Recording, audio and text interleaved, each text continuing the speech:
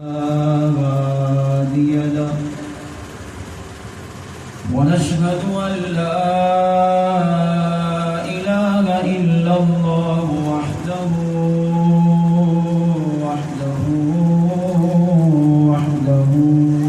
لا شريك له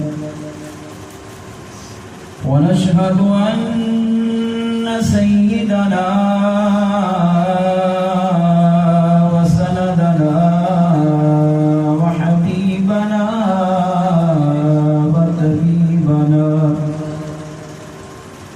وغوثنا وغياثنا ومغيثنا ودادانا ومعيننا وفريدنا ونزامنا وسراجنا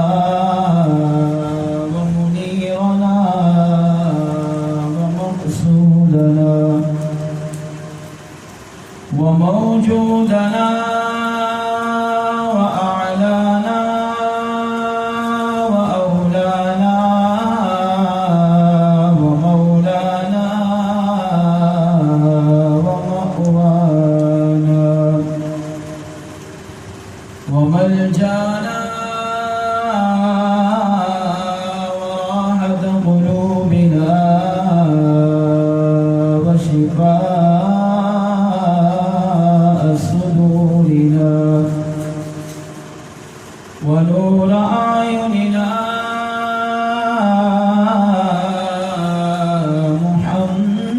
محمدا عبده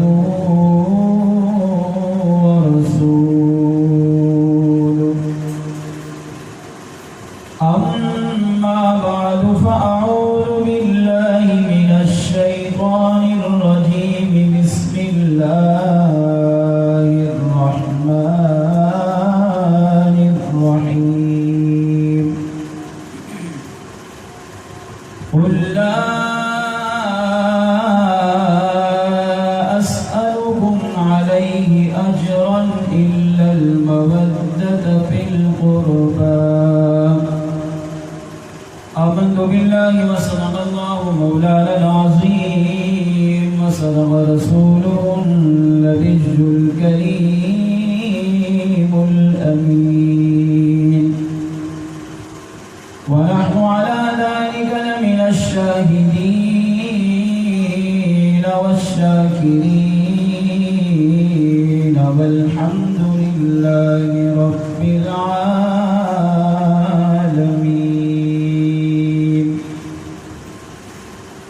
أفضل کل جہاں میں گھرانہ حسین کا افضل کل جہاں میں گھرانہ حسین کا نبیوں کا تاجدار ہے نانا حسین کا ایک پل کے لیے تھی حکومت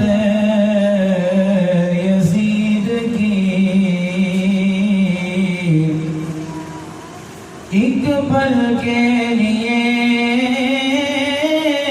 تھی حکومت یزید کی اب صدیاں حسین کی ہے زمانہ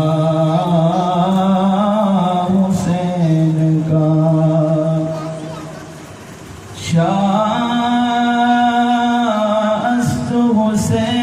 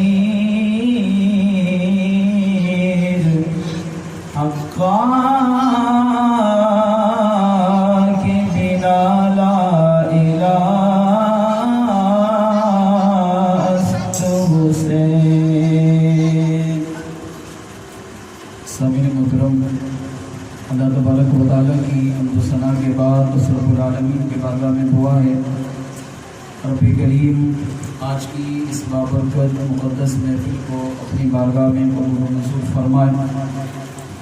جن کی گہرائیوں سے مبارکباد پیش کروں گا محترم جناب غلام مصطفیٰ قادری صاحب کو اور ان کے دیگر رشتہ دار دوست عزیز و اقربا کو جنہوں نے ہر سال کی طرح آج بھی شہدائے کربلا سید الشہداء امام علی مقام امام حسین رضی اللہ تعالیٰ عنہ اور شہدائے کربلا کے اصال ثواب کے لیے یہ بابرکت محفل سجائی. اللہ کریم ان کی کاوشوں کو اپنی بارگاہ میں قبول فرمائے. ہم سب کا یہاں پر حاضر ہونا اور آج کی اس مبارک رات کو اپنی عبادت میں گزارنا شہدائے کربلا کی یاد میں گزارنا قبول فرمائے اور اس بابرکت محفل کو ہم سب کے لیے ذریعہ نجات بنائے. آج کی رات انتہائی اہم رات ہے. یہی وہ عظیم رات ہے جو امام علی مقام امام عرش مقام امام تشنقام سید الشہداء جگر گوشہ رسول امام حسین رضی اللہ تعالیٰ عنہ نے کربلا کے مقام پر گزاری اور اس مبارک رات کو اللہ تعالیٰ کی عبادت اس کی فرما برداری اور گریہ زاری کے اندر گزار کر امت کو ایک بہت بڑا سبق دے گئے. اللہ کا شکر ہے کہ اللہ کریم نے وہی شب عاشوراء کی مبارک رات مبارک گھڑیاں جو امام علی مقام نے میدان کربلا میں گزاری آج وہی گھڑیاں ہم اللہ تعالیٰ کے پاکیزہ گھر مسجد میں بیٹھ کر شہدائے کربلا کی یاد میں گزار لگے ہیں. واقعہ کربلا بہت طویل ہے یہاں تک کہ اگر اسے پورا سال بھی بیان کیا جائے تب بھی واقعہ کربلا کا اختتام نہیں ہو سکتا. 5 شعبان المعظم کو امام علی مقام مکہ مکرمہ سے روانہ ہوئے تو آپ اندازہ کریں شعبان رمضان شوال ذیقعدہ ذی الحج اور 10 محرم اتنے مہینے اتنا طویل سفر کیا. راستے میں ہزاروں واقعات پیش آئے, کئی معاملات ہوئے, کئی جگہ پر قیام کیا, کئی آپ کے دوستوں نے اپنی جان کا نذرانہ اللہ کی بارگاہ میں پیش کیا. اب یہ 5-6 مہینوں کا واقعہ ظاہری بات ہے کہ اس کو بیان کرتے کرتے جو بزرگوں نے اپنی کتابوں میں لکھا تو سال بھی اگر بیان کیا جائے تب بھی کم ہے. آج کی اس مبارک رات کی مناسبت سے میں کوشش کروں گا کہ واقعہ کربلا کا کچھ خلاصہ آپ کے ذہن میں بٹھاؤں اور واقعہ کربلا کی کچھ یادیں ہمارے ذہنوں میں بھی تازہ ہو. اور بالخصوص کیونکہ آج شب عاشوراء ہے مبارک رات ہے تو شب عاشوراء امام علی مقام نے میدان کربلا میں کیسے گزاری اور پھر کل کا جو عاشوراء کا مبارک دن ہے ہمارے ہاں اتوار کا دن ہے امام علی مقام نے جمعہ کا دن گزارا تھا تو وہ جمعہ کا دن امام علی مقام نے فجر سے ظہر تک کیسے گزارا اس حوالے سے چند باتیں چند گزارشات آپ کی بارگاہ میں پیش کروں گا.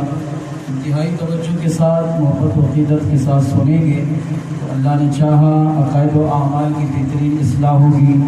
شہدائے کربلا اسیران کربلا درد مندان کربلا کی محبت ان کی عقیدت ان کا پیار دل میں پیدا ہوگا اور یہی محبت و عقیدت ہماری دنیا قبل و آخرت میں ذریعہ نجات بنے گی. اس سے پہلے کہ میں نے جو آیت کریمہ تلاوت کی ہے اس کا کچھ ترجمہ اور تفسیر آپ کی بارگاہ میں پیش کروں اس سے پہلے امام الانبیاء سید الانبیاء خاتم الانبیاء صلی اللہ تعالیٰ علیہ وسلم کی بارگاہ میں درود و سلام پڑھنے کے حوالے سے ایک روایت عرض کرتا ہوں. انتہائی توجہ سے سنیں گے انشاءاللہ ایمان تازہ ہوگا. علامہ شیخ عبدالحق محدث دہلوی رحمۃ اللہ تعالی علیہ لکھتے ہیں حضور کی بارگاہ میں مقبولیت اور محبوب بننے کا بہترین وظیفہ درود و سلام پیش کرنا ہے، اور درود و سلام اہل سنت و جماعت کی نشانیوں میں سے ایک بہت بڑی نشانی ہے۔ یعنی اگر کسی کو پہچاننا ہو کہ اس کا تعلق عاشقان رسول میں سے ہے یا بد مذہب گمراہ لوگوں میں سے ہے تو درود و سلام پڑھنا شروع کریں۔ اگر آپ کے ساتھ وہ بھی مل کر درود و سلام پڑھتا ہے، وہ بھی جھومتا ہے، اس کے دل میں بھی اپنے آقا صلی اللہ علیہ وسلم کی محبت پیدا ہوتی ہے، تو پھر سمجھا جائے گا کہ اس کا تعلق بھی حضور کے چاہنے والے، حضور کے پیار کرنے والوں میں سے ہے۔ اور اگر وہ حضور کے درود و سلام کو سن کر اس کا چہرہ مرجھا جائے، چہرے پر افسردگی کے آثار نظر آ جائیں، چہرے پر خوشی کے آثار نہ ہوں، تو پھر سمجھ لیا جائے گا کہ اس کا تعلق حضور کے چاہنے والوں میں سے نہیں ہے۔ اور یہ نشانی، یہ پہچان کسی عام انسان نے نہیں دی، بلکہ بقیہ دردمندان کربلا، اسیران کربلا میں سیدنا امام زین العابدین رضی اللہ تعالیٰ عنہ نے حضور کی امت کو یہ نشانی عطا فرمائی۔ آپ سے پوچھا گیا، اے نواسہ رسول بتائیے، اے امام عالی مقام کے لخت جگر بتائیے کہ علامین علاماتی اہل سنت و جماعت، اہل سنت و جماعت کی پہچان کیا ہے؟ سب سے پہلے یہ سوال ہوگا، صحابہ نے پوچھا قرب قیامت میں فتنے آئیں گے، فسادات آئیں گے، خون ریزیاں ہوں گی، قتل و غارت گیریاں ہوں گی، طرح طرح کے فتنے پیدا ہوں گے، لوگ ان فتنوں کے اندر مبتلا ہو رہے ہوں گے، تو اے نواسہ رسول آپ بتائیے کہ اس وقت جب لوگ فتنوں میں ہوں گے، فساد میں ہوں گے، پریشانی میں ہوں گے، مصیبت میں ہوں گے، اس وقت حق کس طرف ہوگا؟ ہمیں کیسے پہچان ہوگی کہ یہ سامنے والی جماعت، یہ سامنے والا بندہ دین اسلام پر عمل کر رہا ہے تاکہ ہم بھی ان کے پیچھے چلیں؟ تو امام زین العابدین نے ارشاد فرمایا، اس وقت قرب قیامت کے نزدیک جب فتنے ہوں گے، فساد ہوں گے، حضور کی امت فرقوں میں بٹے گی، پتہ نہیں چل پائے گا کہ حق پر کون ہے، باطل پر کون ہے، تو فرمایا اس وقت اہل حق کی سب سے بڑی نشانی ہوگی کہ وہ اہل حق لوگ جس جماعت سے تعلق رکھے ہوں گے، فرمایا اس جماعت کا نام اہل سنت و جماعت ہوگا۔ صحابہ نے پھر پوچھا، اگر اہل سنت و جماعت کے نام کے بھی بہت سارے فرقے ہوں، اگر ہر ایک اپنے آپ کو سنی کہے، ہر ایک اپنے آپ کو اہل سنت و جماعت میں کہنے والا کہے، تو اے امام زین العابدین پھر بتائیے ہمیں کیسے پتا چلے گا؟ ایسی پہچان، ایسی نشانی بیان کر دیجئے جو بالکل واضح ہو، اس نشانی کو دیکھ کر ہم یہ پہچان بآسانی کر سکیں کہ اس کا تعلق، اگرچہ یہ دعویٰ تو یہ کرتا ہے کہ میں سنی ہوں، میں عاشق رسول ہوں، میرا اہل سنت و جماعت سے تعلق ہے، میں حضور کا چاہنے والا ہوں، میں حضور کی اہل بیت سے محبت کرنے والا ہوں، مگر آپ بتائیے اس کی پہچان کیا ہوگی؟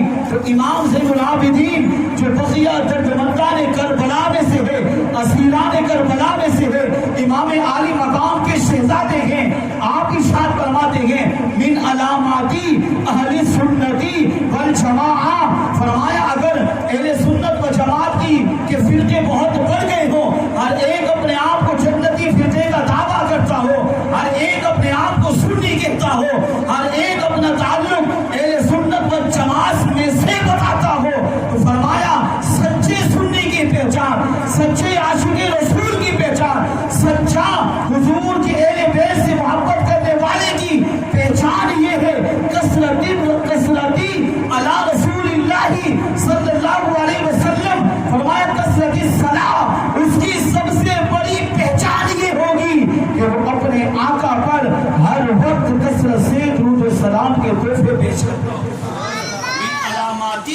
اہل سنتی والجماعہ، اہل سنت و جماعت کی سب سے بڑی نشانی یہ ہے کثرت الصلاۃ علی رسول اللہ صلی اللہ علیہ وسلم، وہ اپنے آقا علیہ الصلوۃ والسلام پر کثرت سے درود و سلام پیش کرتا ہوگا۔ کثرت سے مراد کیا؟ فرمایا وہ چلتے پھرتے اٹھتے بیٹھتے جاتے آتے جاتے، وہ کہیں بھی ہوگا، کسی حالت میں ہوگا، اپنے آقا صلی اللہ تعالی علیہ وسلم کی ذات پر کثرت سے درود و سلام پڑھنے والا ہوگا۔ یہ آیت، یہ روایت اس بات کی دلیل ہے کہ اہل سنت و جماعت کے سچے عاشق رسول کی یہ نشانی ہے کہ وہ اپنے آقا صلی اللہ تعالی وآلہ وسلم سے سچی محبت کرتا ہوگا، اور جو حضور سے سچی محبت کرتا ہوگا اس کی سب سے بڑی پہچان یہ ہے کہ وہ اپنے آقا علیہ السلام پر کثرت سے درود و سلام کے تحفے پیش کرتا ہوگا۔ کثرت سے مراد کیا ہے؟ میرے شیخ طریقت امیر اہل سنت فرماتے ہیں کثرت سے مراد یہ کہ امتی روزانہ 313 مرتبہ اپنے آقا پر درود و سلام پیش کرے۔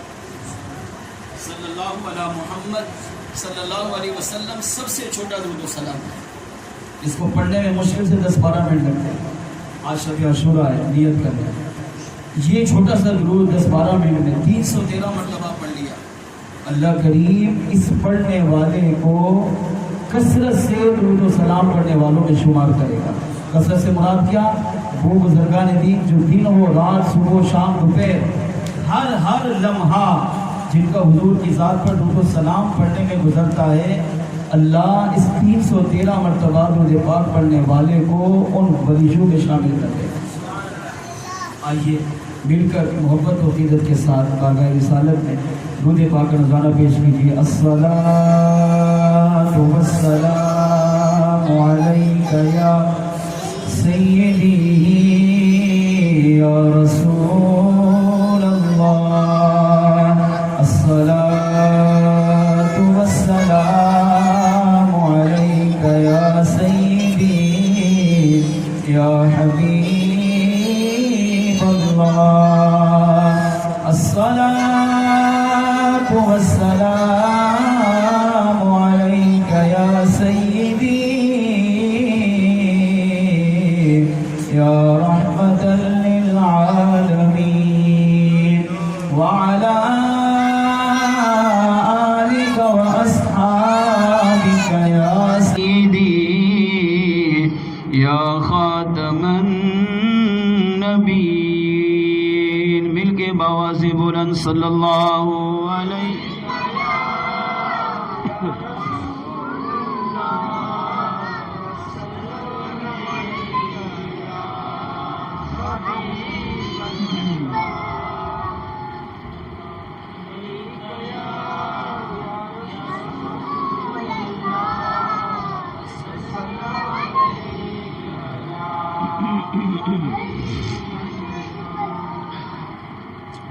شب عاشورہ ہے، امام علی مقام امام حسین رضی اللہ تعالیٰ عنہ کی منقبت کے چند اشعار پڑھتا ہوں، ہو سکے تو میرے ساتھ مل کے پڑھیں انشاءاللہ۔ امام علی مقام کی محبت عقیدت دل میں پیدا ہوگی۔ میرا حسین باغ نبوت کا پھول ہے، میرا حسین باغ نبوت کا پھول ہے، مولا علی کی جان ہے، خون رسول ہے، مولا علی کی جان ہے، خون رسول ہے، میرا حسین باغ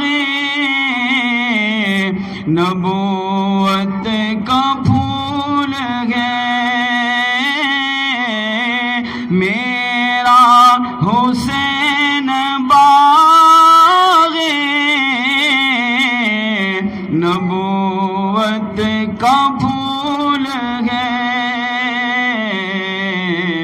مولا علی کی جان ہے،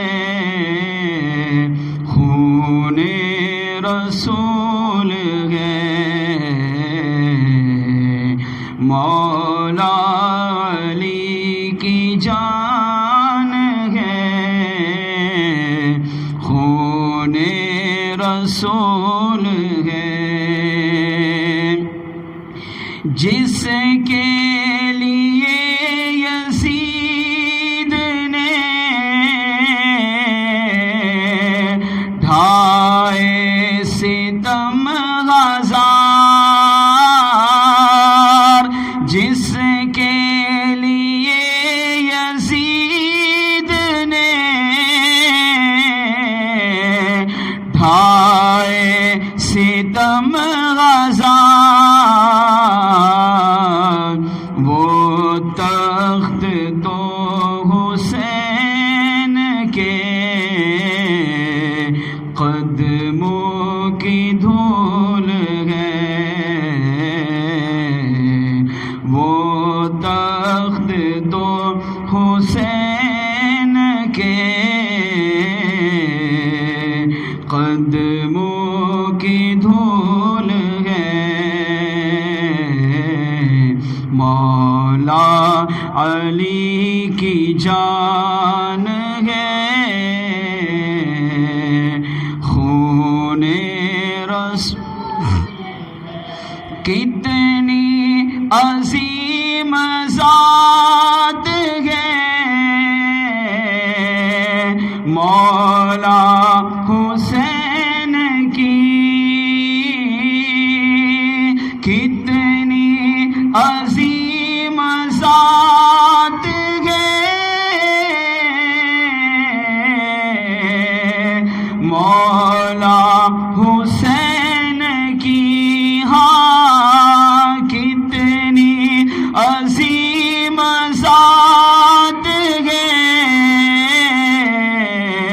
مولا حسین کی، جن کے لیے رسول کے سجدے میں طول ہے، جن کے لیے رسول کے سجدے میں طول ہے، مولا علی کی جان ہے، خون رسول، آل نبی کا پیار ہے، ایمان کی زندگی، ہاں آل نبی کا پیار ہے، ایمان کی زندگی، ہاں آل نبی کا پیار ہے، ایمان کی زندگی، گر ان سے نہیں پیار تو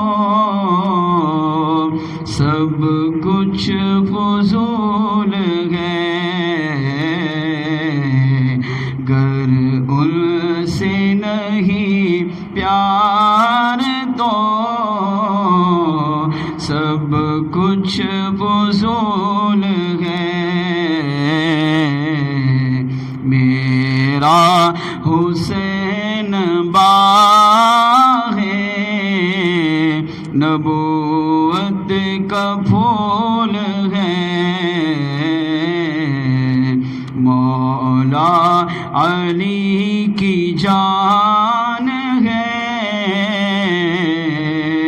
خون رسول ہے،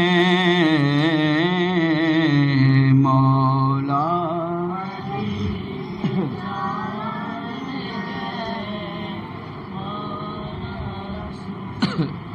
اللہ کریم نے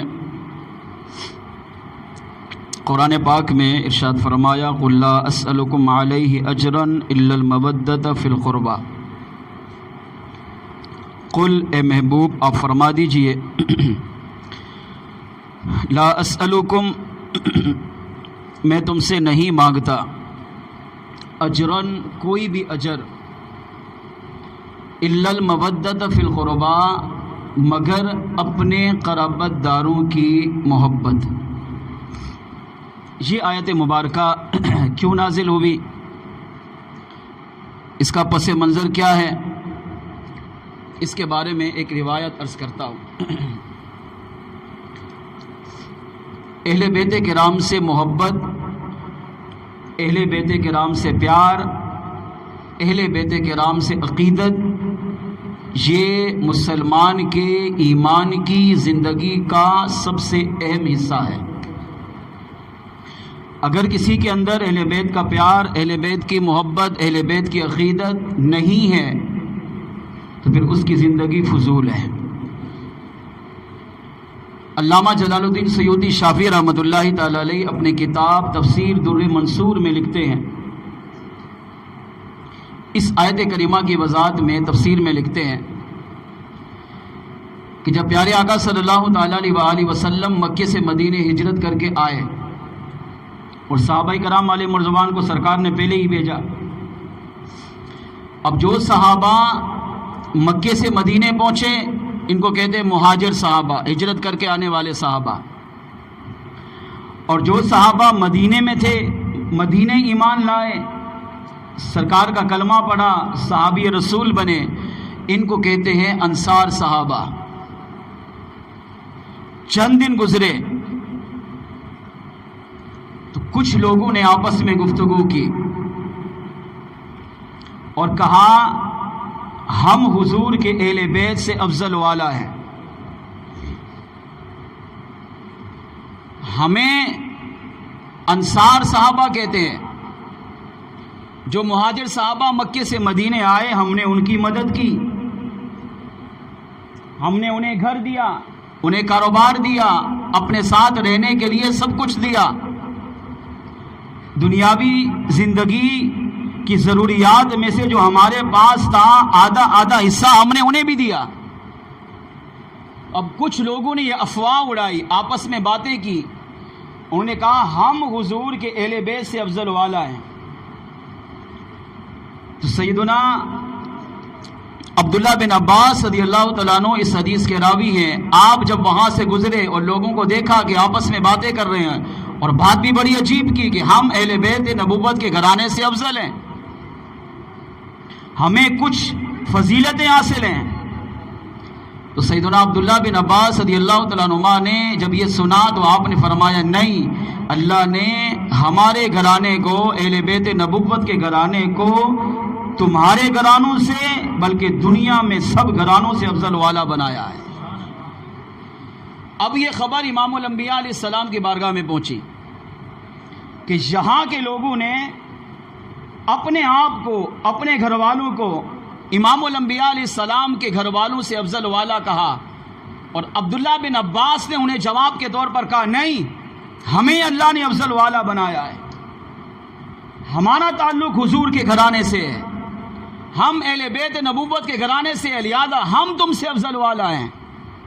جب یہ خبر پیارے آقا علیہ السلام کی بارگاہ میں پہنچی تو میرے آقا علیہ السلام کو تکلیف ہوئی، چہرے پر جلال کے آثار ظاہر ہوئے. سرکار مسجد نبی میں تشریف لائے، منبر پر بیٹھے، صحابہ کرام علیہ مرضوان کا جمع غفیر وہاں حاضر ہوا.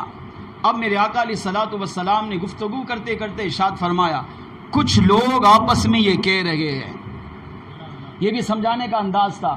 آقا جانتے تھے کس کس نے یہ بات کی ہے، آپ چاہتے تو ان کا نام لے سکتے تھے، ان کو اس بھری مجلس میں ذلیل و رسوا کر سکتے تھے، مگر اخلاق دیکھیں میرے آقا کے کیسے ہیں. فرمایا کچھ لوگ یہ باتیں کر رہے ہیں کہ ہمارا گھر، ہمارے گھر والے اہل بیت نبوت کے گھرانوں سے افضل والا ہیں.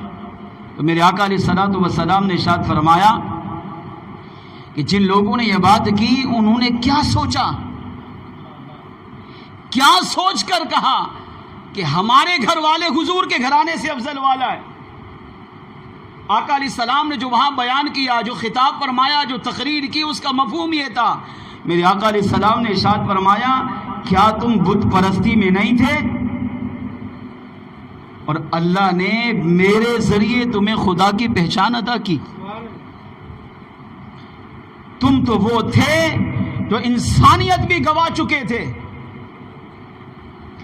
انسان تو تھے مگر انسان میں انسانیت نہیں تھی. اپنے ہاتھ کے بنائے ہوئے بتوں کو خدا کہتے تھے. کوئی چاند کو خدا کہتا، کوئی سورج کو خدا کہتا، کوئی کسی کو خدا کہتا، کوئی آٹے سے بھگوان بنا کر کہتا یہ میرا خدا، کوئی مٹی کا بت بنا کر کہتا یہ میرا خدا. اپنے خداؤں کو اپنی بغلوں میں، اپنی جیبوں میں رکھ کر کہتے یہ میرا خدا. تمہیں تو اللہ کی پہچان تھی ہی نہیں. میں آیا اور اللہ نے میرے صدقے تمہیں اپنی پہچان عطا فرمائی ہے. تمہیں ماں باپ، بیوی بچے، اولاد، رشتہ دار، عزیز و اقربا، ان میں کسی کے حقوق کا پتہ ہی نہیں تھا. انسانیت میں اس قدر گر چکے تھے کہ اپنے ہاں پیدا ہونے والی بچی کو اپنے ہاتھوں سے ہی زمین میں زندہ دفن کرتے تھے. میں آیا، میں نبی رسول بن کر آیا تو میں نے تمہیں بتایا کہ بیٹی زندہ دفن کرنے کے لیے نہیں، بیٹی پرورش کرنے کے لیے ہے. میں نے بیٹی کے حقوق بیان کیے، میں نے بیٹی کی فضیلت کہ بیٹی عام چیز نہیں. جب بھی بیٹی پیدا ہوتی ہے سمجھو تمہارے گھر اللہ کی رحمت نازل ہو گئی ہے. ایک کی بیٹی کی پرورش پر جنت کی بشارت، دو کی پرورش پر جنت کی بشارت، تین کی پرورش پر جنت کی بشارت میں نے تمہیں دی ہے. المختصر میرے آقا علیہ السلام نے فرمایا تمہیں ایمان، تقوی، پرہیزگاری، انسانیت، حسن اخلاق، ایمانداری، سچائی، دیانتداری، ہر چیز اللہ نے میرے صدقے عطا کی ہے. تو آقا علیہ الصلوۃ والسلام نے جب اس طرح اتنا واویلا، اتنا جوش اور پرتاثیر خطاب میرے آقا علیہ السلام نے فرمایا کہ جتنے صحابہ مسجد نبوی میں موجود تھے کانپنے لگے، ڈرنے لگے، اور کانپتے کانپتے جو صحابہ بیٹھے تھے وہ گھٹنوں کے بل کھڑے ہو گئے. جیسے بیٹھے بیٹھے انسان بے ساختہ ہو جاتا ہے نا، تو پھر کھڑا ہوا وہ بھی کیسے؟ گھٹنوں کے بل، پورا کھڑا نہیں ہوا. اور صحابہ کرام علیہ رضوان جب گھٹنوں کے بل کھڑے ہو گئے تو لوگوں نے بیک زبان ہو کر کہا اموالنا وما فی ایدینا للہ ورسولی. ہر ایک نے کہا اموالنا یا رسول اللہ ہمارا مال، وما فی ایدینا اور جو کچھ ہمارے ہاتھوں میں ہے وہ سب کچھ للہ ولی رسولی، وہ اللہ کے لیے ہے اور اس کے رسول کے لیے ہے. یا رسول اللہ بس کیجئے، ہمیں معاف کر دیجئے. جنہوں نے یہ کہا کہ ہمارے گھر والے اہل بیت نبوت کے گھرانے سے افضل والا، ان کو بھی معاف کر دیجئے. اور ہم سارے صحابہ یہ گواہی دیتے ہیں اموالنا وما فی ایدینا للہ ورسولی، ہمارا مال، ہماری جان، ہمارا تن من دھن سب کچھ اللہ اور اس کے رسول کی بارگاہ میں حاضر ہے. اب سارے صحابہ نے اپنی زندگی کی جمع پونجی، یہاں تک کہ اپنی جان کے نذرانے حضور کے قدموں میں پیش کیے. اس موقع پر میرے آقا علیہ السلام نے توقف کیا تو جبریل امین علیہ الصلوۃ والسلام یہ آیت مبارکہ لے کر آسمان سے زمین پر تشریف لائے. اب حضور کے سامنے یہ آیت پڑھی اور میرے آقا علیہ الصلوۃ والسلام نے یہ آیت ان صحابہ کے سامنے پڑھی اور ارشاد فرمایا قل لا اسألکم علیہ اجرا الا المودۃ فی القربى. فرمایا صحابہ تمہارے مال مجھے نہیں چاہیے، تمہاری جانیں مجھے نہیں چاہیے، تمہارا تن من دھن، تمہاری زندگی کی جمع پونجی مجھے نہیں چاہیے، یہ سب کچھ اپنے پاس رکھو. صحابہ نے پوچھا یا رسول اللہ ہم سے کچھ تو لے لیجئے. تو آقا علیہ السلام نے ارشاد فرمایا میرے صحابہ اگر مجھے کچھ دینا چاہتے ہو، میں نے تمہیں ایمان دیا، تقوی دیا، پرہیزگاری دی، تمہیں دولت دی، شہرت دی، عزت دی، مقام دیا، مرتبہ دیا، انسانیت دی، زندگی گزارنے کا دست دیا، بیوی بچے والدین ماں باپ رشتہ دار عزیز و اقربا پڑوسی ان کے حقوق ان کی پہچان تمہیں عطا کی دنیا قبر آخرت اچھی گزارنے کے اصول بیان کیے اگر ان تمام نعمتوں پر ان تمام احسانات پر اگر مجھے دینا چاہتے ہو لا اسألکم علیہ اجرا میری تم پر ہزاروں نعمتیں ہیں کسی نعمت پر میں کسی اجر و ثواب کا مطالبہ نہیں کرتا اگر مجھے دینا چاہتے ہو تو ایک چیز تو صحابہ نے پوچھا یا رسول اللہ ہمارا سب کچھ آپ کے قدموں میں نچھاور ہے میرے آقا نے فرمایا ہاں قبول کیا مگر اسے اپنے پاس رکھو اگر مجھے دینا چاہتے ہو تو میرے اہل بیت میرے قرابت دار پنجتن پاک کی مجھے محبت عطا کر دو یہ زندگی میں اپنے آپ پر لازم کرو کہ جب تک زندہ رہو گے میرے اہل بیت نبوت کے گھرانے سے ہمیشہ پیار کرتے رہو گے ان کی محبت ان کی عقیدت ان کا پیار ان سے والہانہ محبت ان سے ٹوٹ کر محبت کرو کیونکہ میرے اہل بیت کی نبوت و عقیدت ہی تمہاری دنیا قبر و آخرت میں نجات کا ذریعہ بنے گی اس سے پتہ چلا کہ ایمان کی اصل بنیاد اگر بندہ چاہتا ہے میں مسلمان ہوں میں مومن ہوں میں سنی ہوں عاشق رسول ہوں میرا خاتمہ ایمان پر ہو اسے چاہیے کہ وہ اہل بیت نبوت کے گھرانے سے سچا پیار کرے ان سے سچی محبت کرے ان سے عقیدت کرے اور میرے آقا علیہ السلام نے ہم سے کچھ نہیں مانگا اب میں اور آپ غور کریں ہم پر حضور کے کروڑوں احسان ہیں اللہ نے ہمیں انسان بنایا مسلمان بنایا مومن بنایا سنی بنایا عاشق رسول بنایا صحت مند بنایا خوبصورت بنایا عیب پیدا نہیں کیا ہر چیز اللہ نے دی عزت دی مال دی شہرت دی سب کچھ اللہ نے دیا دنیا دی دین دی سب کچھ دیا ایک نعمت کا بھی شکر ادا نہیں کر سکتے میرے آقا علیہ الصلوۃ والسلام یہ سب کچھ اگرچہ اللہ نے دیا مگر حضور کے صدقے دیا ہے اور میرے آقا علیہ السلام نے امت سے کسی بھی نعمت پر کسی بھی احسان پر اجر نہیں مانگا اگر میرے آقا اپنی امت سے میرے آقا نے امت سے کسی چیز کا سوال کیا تو فرمایا وہ میری اہل بیت کی محبت و عقیدت مجھے دو ان سے محبت و عقیدت رکھو اللہ کریم تمہاری دنیا قبر و آخرت کو سنوار دے گا اچھا یہاں پر ایک سمجھنے والی بات آقا نے ہم سے مانگا اب ہم نے دیا حضور کو کیا دیا اہل بیت سے محبت کرتے ہیں اہل بیت سے پیار کرتے ہیں اہل بیت کی محبت و عقیدت ہے تو جمع ہے ورنہ اس ٹائم ہم اپنے کاموں میں مصروف ہوتے کوئی کیا کر رہا ہوتا کوئی کیا کر رہا ہوتا پتہ نہیں آج کی رات کیسے گزر جاتی یہ تو اللہ کا کرم ہے کہ مسجد میں اہل بیت نبوت کے ذکر میں ان کی محبت میں پیار میں آج کی رات گزر رہی ہے چلو رات کا کچھ حصہ تو گزر رہا ہے اس کے بعد اگر ہم جا کر محفل کے بعد سارے سو گئے کوئی گناہ نہیں کیا صبح اٹھ کے فجر کی نماز پڑھی یہ ایسا ہے جیسے پوری رات عبادت کی پوری رات اہل بیت کا ذکر کیا پوری رات اہل بیت کی یاد میں گزار دی اس سے بڑی آسانی کیا ہوگی ہماری شریعت میں اب کوئی کسی کو کچھ دیتا ہے نا تو فائدہ کس کا ہوتا ہے جس کو دیا انہوں نے مجھے 500 کو نوٹ دیا دینا نہیں ویسے مثال دے رہا ہوں مثال کے طور پر دیا تو فائدہ کس کو ہوا مجھے ہوا اس کو ہوا بولیں تھک گئے تو سلام پڑھیں بھائی مجھے ہوا مجھے 500 کا نوٹ ملا نا تو میں خوش ہوں گا تو آقا علیہ السلام نے ہم سے کیا مانگا فرمایا مجھے میرے اہل بیت کی محبت دو اب ہم نے بالفرض سرکار کو دے دیا ہم عرض کرتے ہیں آج کی بڑی رات کے صدقے یا رسول اللہ ہم نے آپ نے ہم سے اہل بیت کی نبوت اہل بیت نبوت کہ گھرانے کی محبت مانگی ہم نے دے دی اس میں ہمارا کوئی کمال نہیں آپ کے صدقے اللہ نے ہمیں اہل بیت سے پیار کرنے والا بنایا اب اس میں فائدہ کس کا ہونا چاہیے سرکار کا مگر حضور کا فائدہ نہیں یہاں 500 کا نوٹ مجھے ملا تو میرا فائدہ ہو رہا ہے مگر یہاں ہم حضور کو تحفہ دے رہے ہیں کیا اہل بیت کی محبت مگر فائدہ حضور کا نہیں فائدہ اس میں بھی ہمارا ہے دنیا کا قانون اور ہے اس نے مجھے دیا تو اس کا فائدہ نہیں میرا فائدہ مگر یہاں ہم حضور کو اہل بیت کی محبت دے کر فائدہ اپنے آپ کو پہنچا رہے ہیں اور نہیں دیں گے تو نقصان بھی ہمارا سرکار کا نہیں اگر اہل بیت کی محبت سرکار کو دی اور سرکار نے قبول کر لی تو ہم یہاں بھی کامیاب قبر میں بھی کامیاب آخرت میں بھی کامیاب اور اگر ہم نے تحفہ نہیں دیا اور اہل بیت سے پیار نہیں کیا، معاذ اللہ کوئی بیعت بھی گستاخی اللہ نہ کرے ہو گئی، تو پھر یہ دنیا بھی برباد، کب آخرت بھی برباد۔ یہ وہ تحفہ ہے جو آقا نے قیامت تک آنے والی امت سے مانگا۔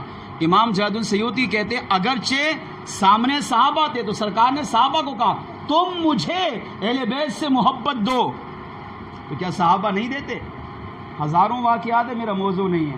صحابہ نے سرکار کے وصال کے بعد بھی اپنا تن من دھن سب کچھ اہل بیت پہ قربان کر دیا ہے، اور اہل بیت پہ قربانی کا سب سے بڑا واقعہ میدان کربلا ہے، واقعہ کربلا ہے۔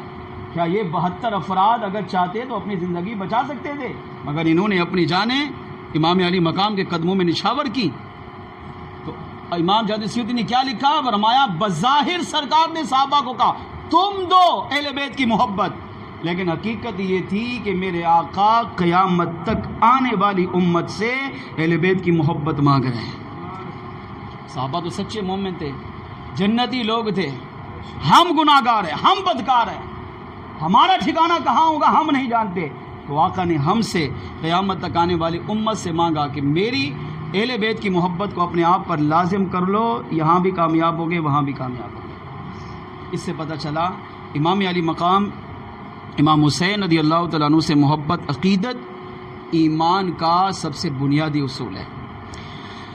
واقعہ کربلا بہت ہی طویل ہے، میں اس کا خلاصہ اور چند اہم باتیں آپ کی بارگاہ میں عرض کر کے پھر ہم سلام کی طرف آتے ہیں۔ امام علی مقام امام حسین رضی اللہ تعالیٰ عنہ وہ عظیم شخصیت ہے جن کی شہادت بچپن سے ہی مشہور تھی۔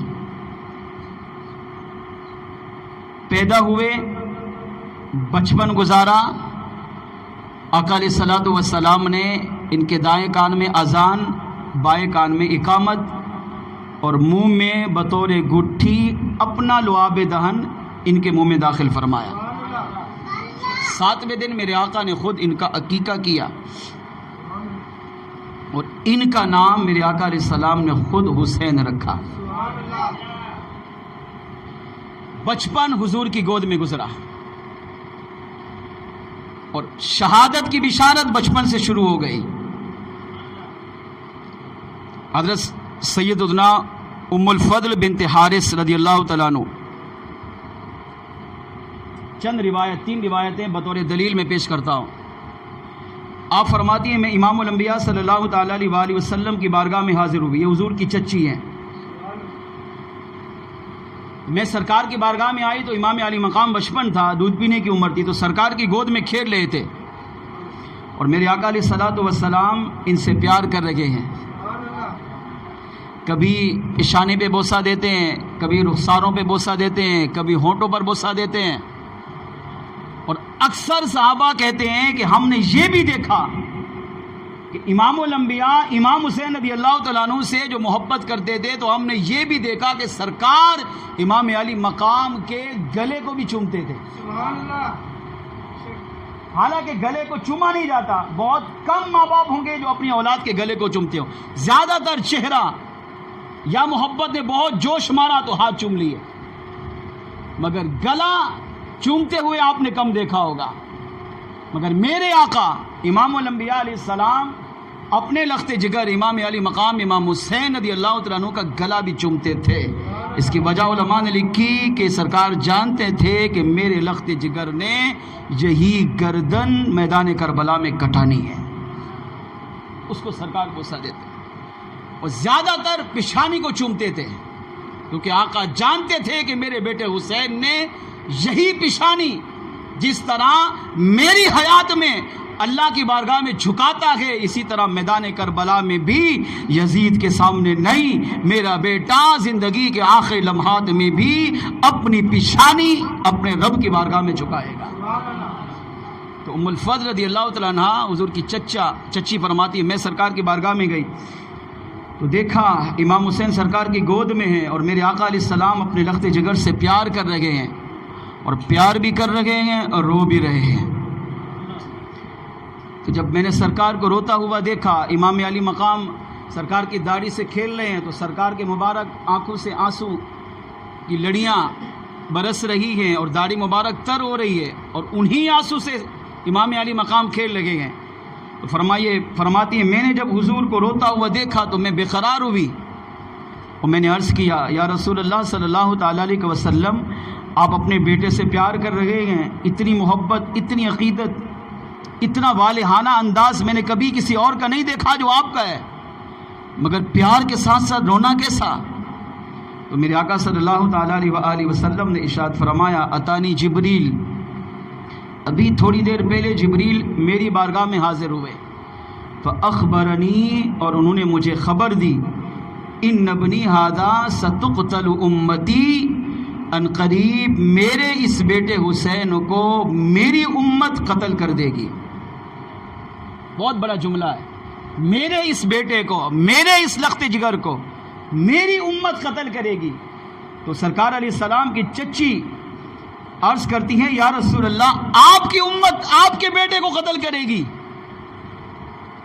اس سے آپ سوچیں کہ امام علی مقام کو قتل کرنے والے یزیدی لعنتی کتنے پلید ہیں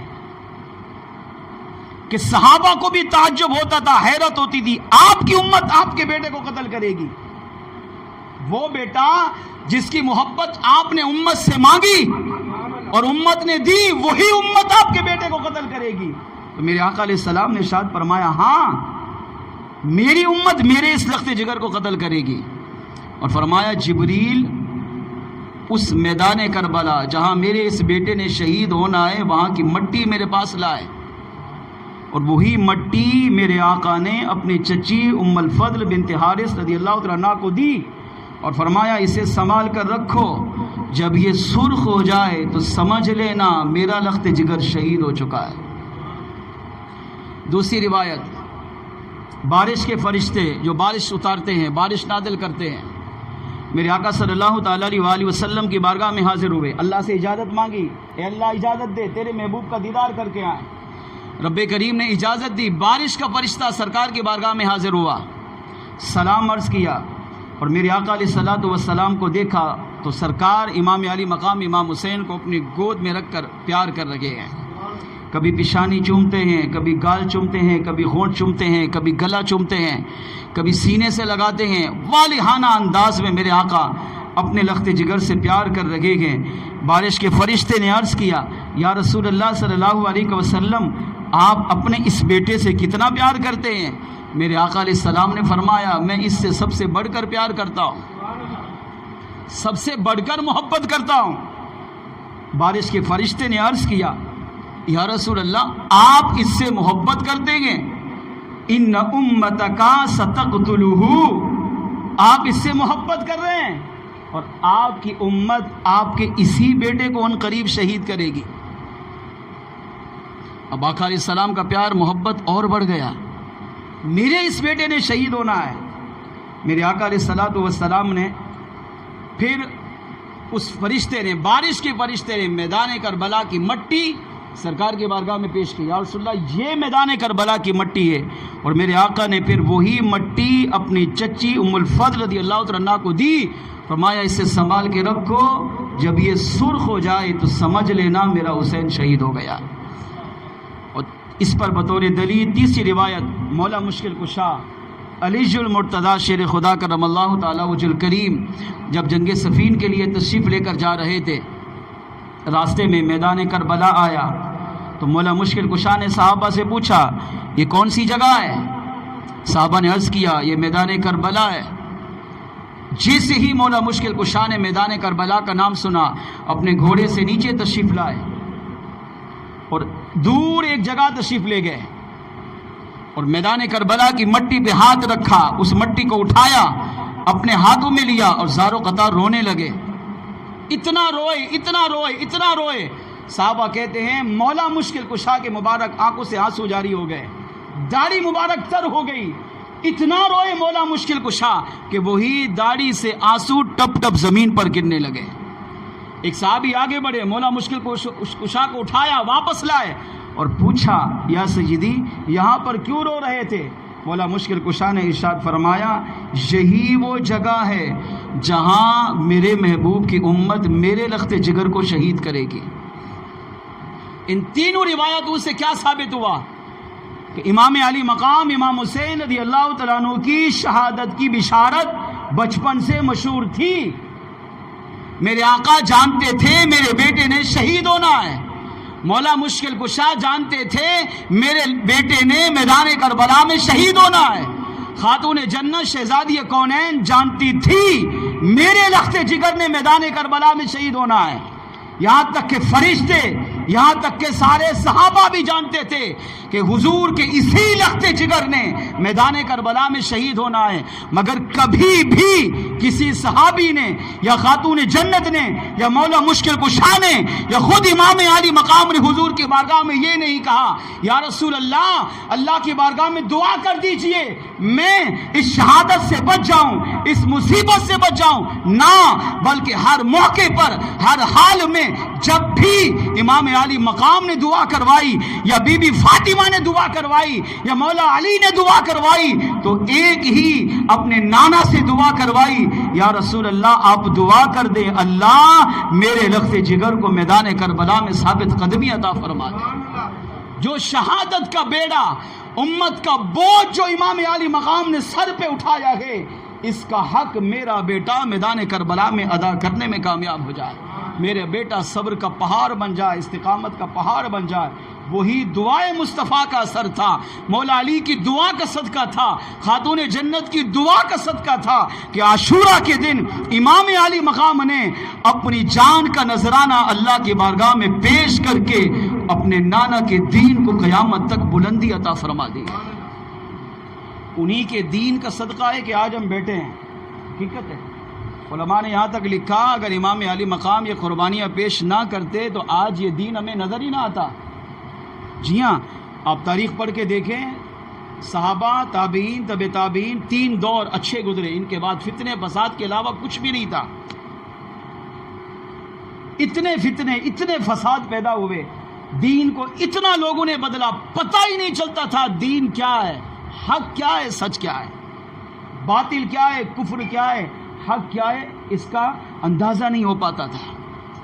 لیکن ائمہ نے، محدثین نے، مفسرین نے، مجتہدین نے، بڑے بڑے پاکیزہ لوگوں نے اس پر کام کیا. اور بالخصوص میرے آقا امام علی مقام نے اپنے 72 جانیں اور آخر میں اپنی جان اللہ کی بارگاہ میں پیش کی اور دین اسلام کو وہ بلندی، وہ عروج، وہ کمال عطا کیا کہ قیامت تک اپنے نانا کے دین کو بچا گئے. خود تو کٹ گئے مگر حضور کا دین بچا گئے. انہی کی قربانی کا صدقہ ہے کہ آج دنیا کے کونے کونے، چپے چپے پر میرے آقا علیہ السلام کے دین کا جھنڈا بلند و بالا ہو رہا ہے. امام علی مقام امام حسین رضی اللہ تعالیٰ عنہ، واقعہ کربلا کیسے پیش آیا؟ جب سیدنا امیر معاویہ رضی اللہ تعالیٰ عنہ کا وصال ہوا تو ان کا بیٹا یزید تخت پر بیٹھا، حکمرانی کی. بدبخت، فاسق، فاجر، شرابی، زانی تھا. کوئی گناہ ایسا نہیں ہوگا جو اس نے نہ کیا ہو. دین کو بدلنے کی بہت کوشش کی، لیکن یہ جانتا تھا جب تک امام علی مقام حیات ہے میں دین کو نہیں بدل سکتا. شریعت نے جن کاموں کو حرام کہا اس نے حلال کر دیا، اور شریعت نے جن کاموں کو حلال کیا اس نے حرام کر دیا. میں اس تفصیل میں نہیں جاتا. اس نے لشکر بھیجا، پوری دنیا میں اپنے لشکر بھیجے، روانہ کیا، اور سب سے بڑا جاندار لشکر اس نے مکہ مدینے کی طرف روانہ کیا. اس وقت مدینے کا گورنر تھا ولید. ان کے پاس آئے، بات چیت کی اور کہا کہ امیر معاویہ رضی اللہ تعالیٰ عنہ کا وصال ہو گیا، اب ان کا بیٹا یزید تخت پر بیٹھا ہے، حکمران ہے. وہ یہ چاہتا ہے کہ پورا مکہ، پورا مدینہ میری بیعت کریں، مجھے حاکم مانیں، میں جو کہوں وہ کریں اور جس سے روکوں اس سے رکیں. اور سب سے بنیادی چیز اس نے کہا کہ امام علی مقام امام حسین رضی اللہ تعالیٰ عنہ سے سب سے پہلے بیعت لیں، اور آخری وارننگ، اگر کوئی میری بیعت نہ کرے یا میری بیعت سے انکار کرے اسے اسی وقت قتل کر دیا جائے. ولید یہ اہل بیت سے پیار کرنے والا تھا.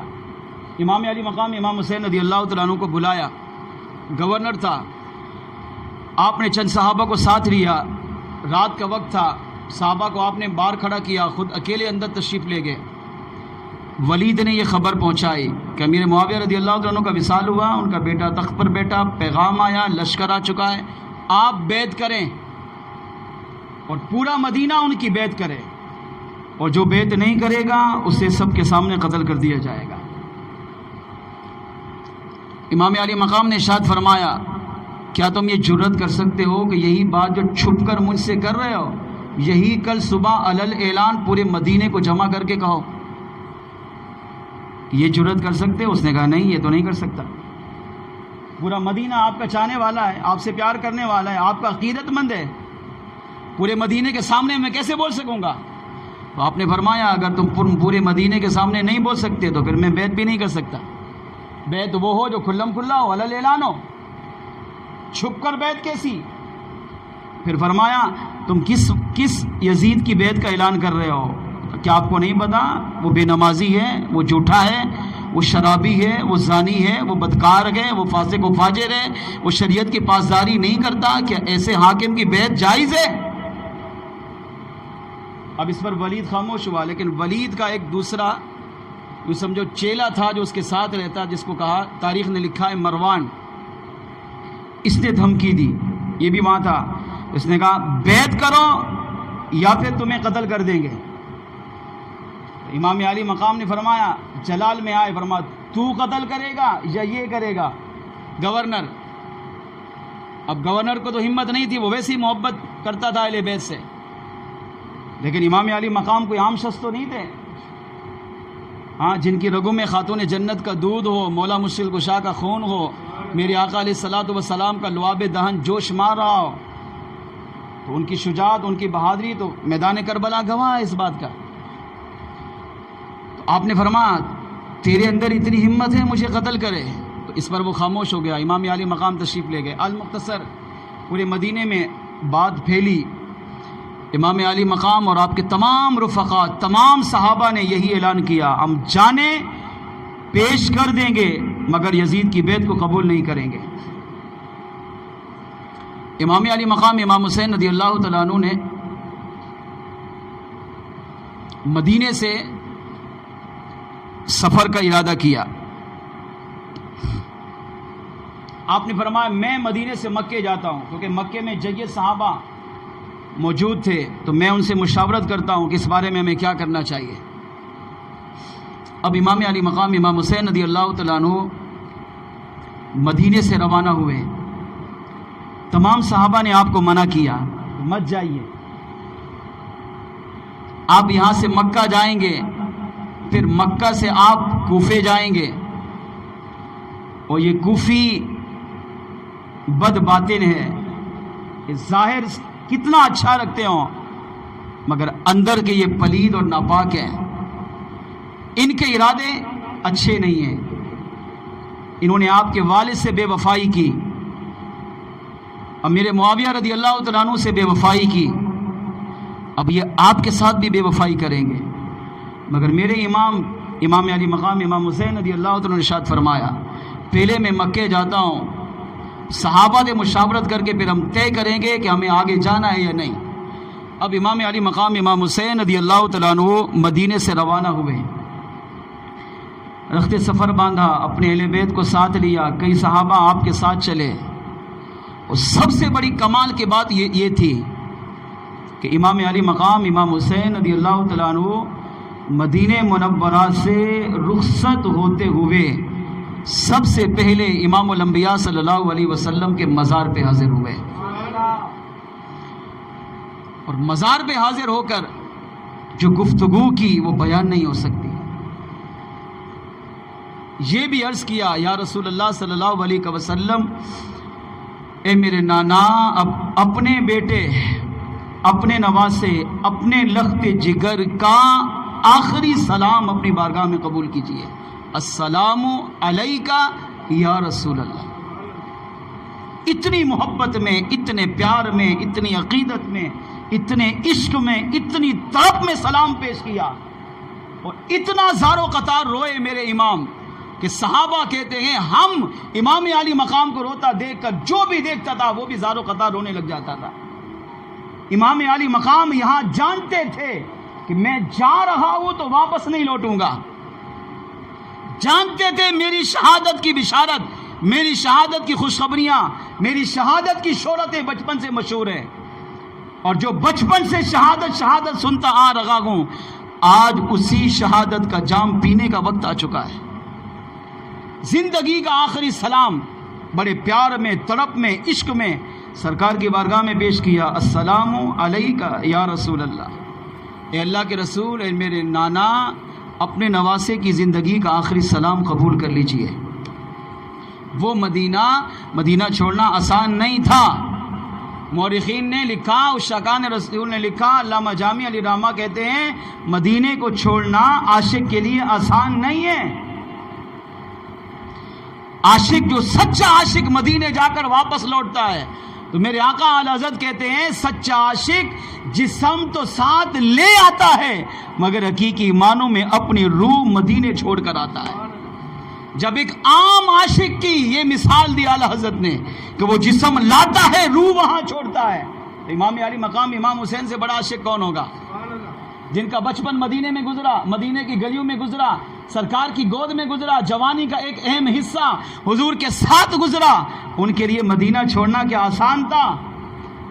نہیں، مگر میرے امام نے دین اسلام کی خاطر، دین کی سربلندی کے لیے، اپنے نانا کے دین کو قیامت تک بچانے کے لیے، قیامت تک بلند رکھنے کے لیے مدینے جیسی عظیم نعمت کو بھی میرے امام نے چھوڑا اور اپنی جان کا نذرانہ اللہ کی بارگاہ میں پیش کیا ہے۔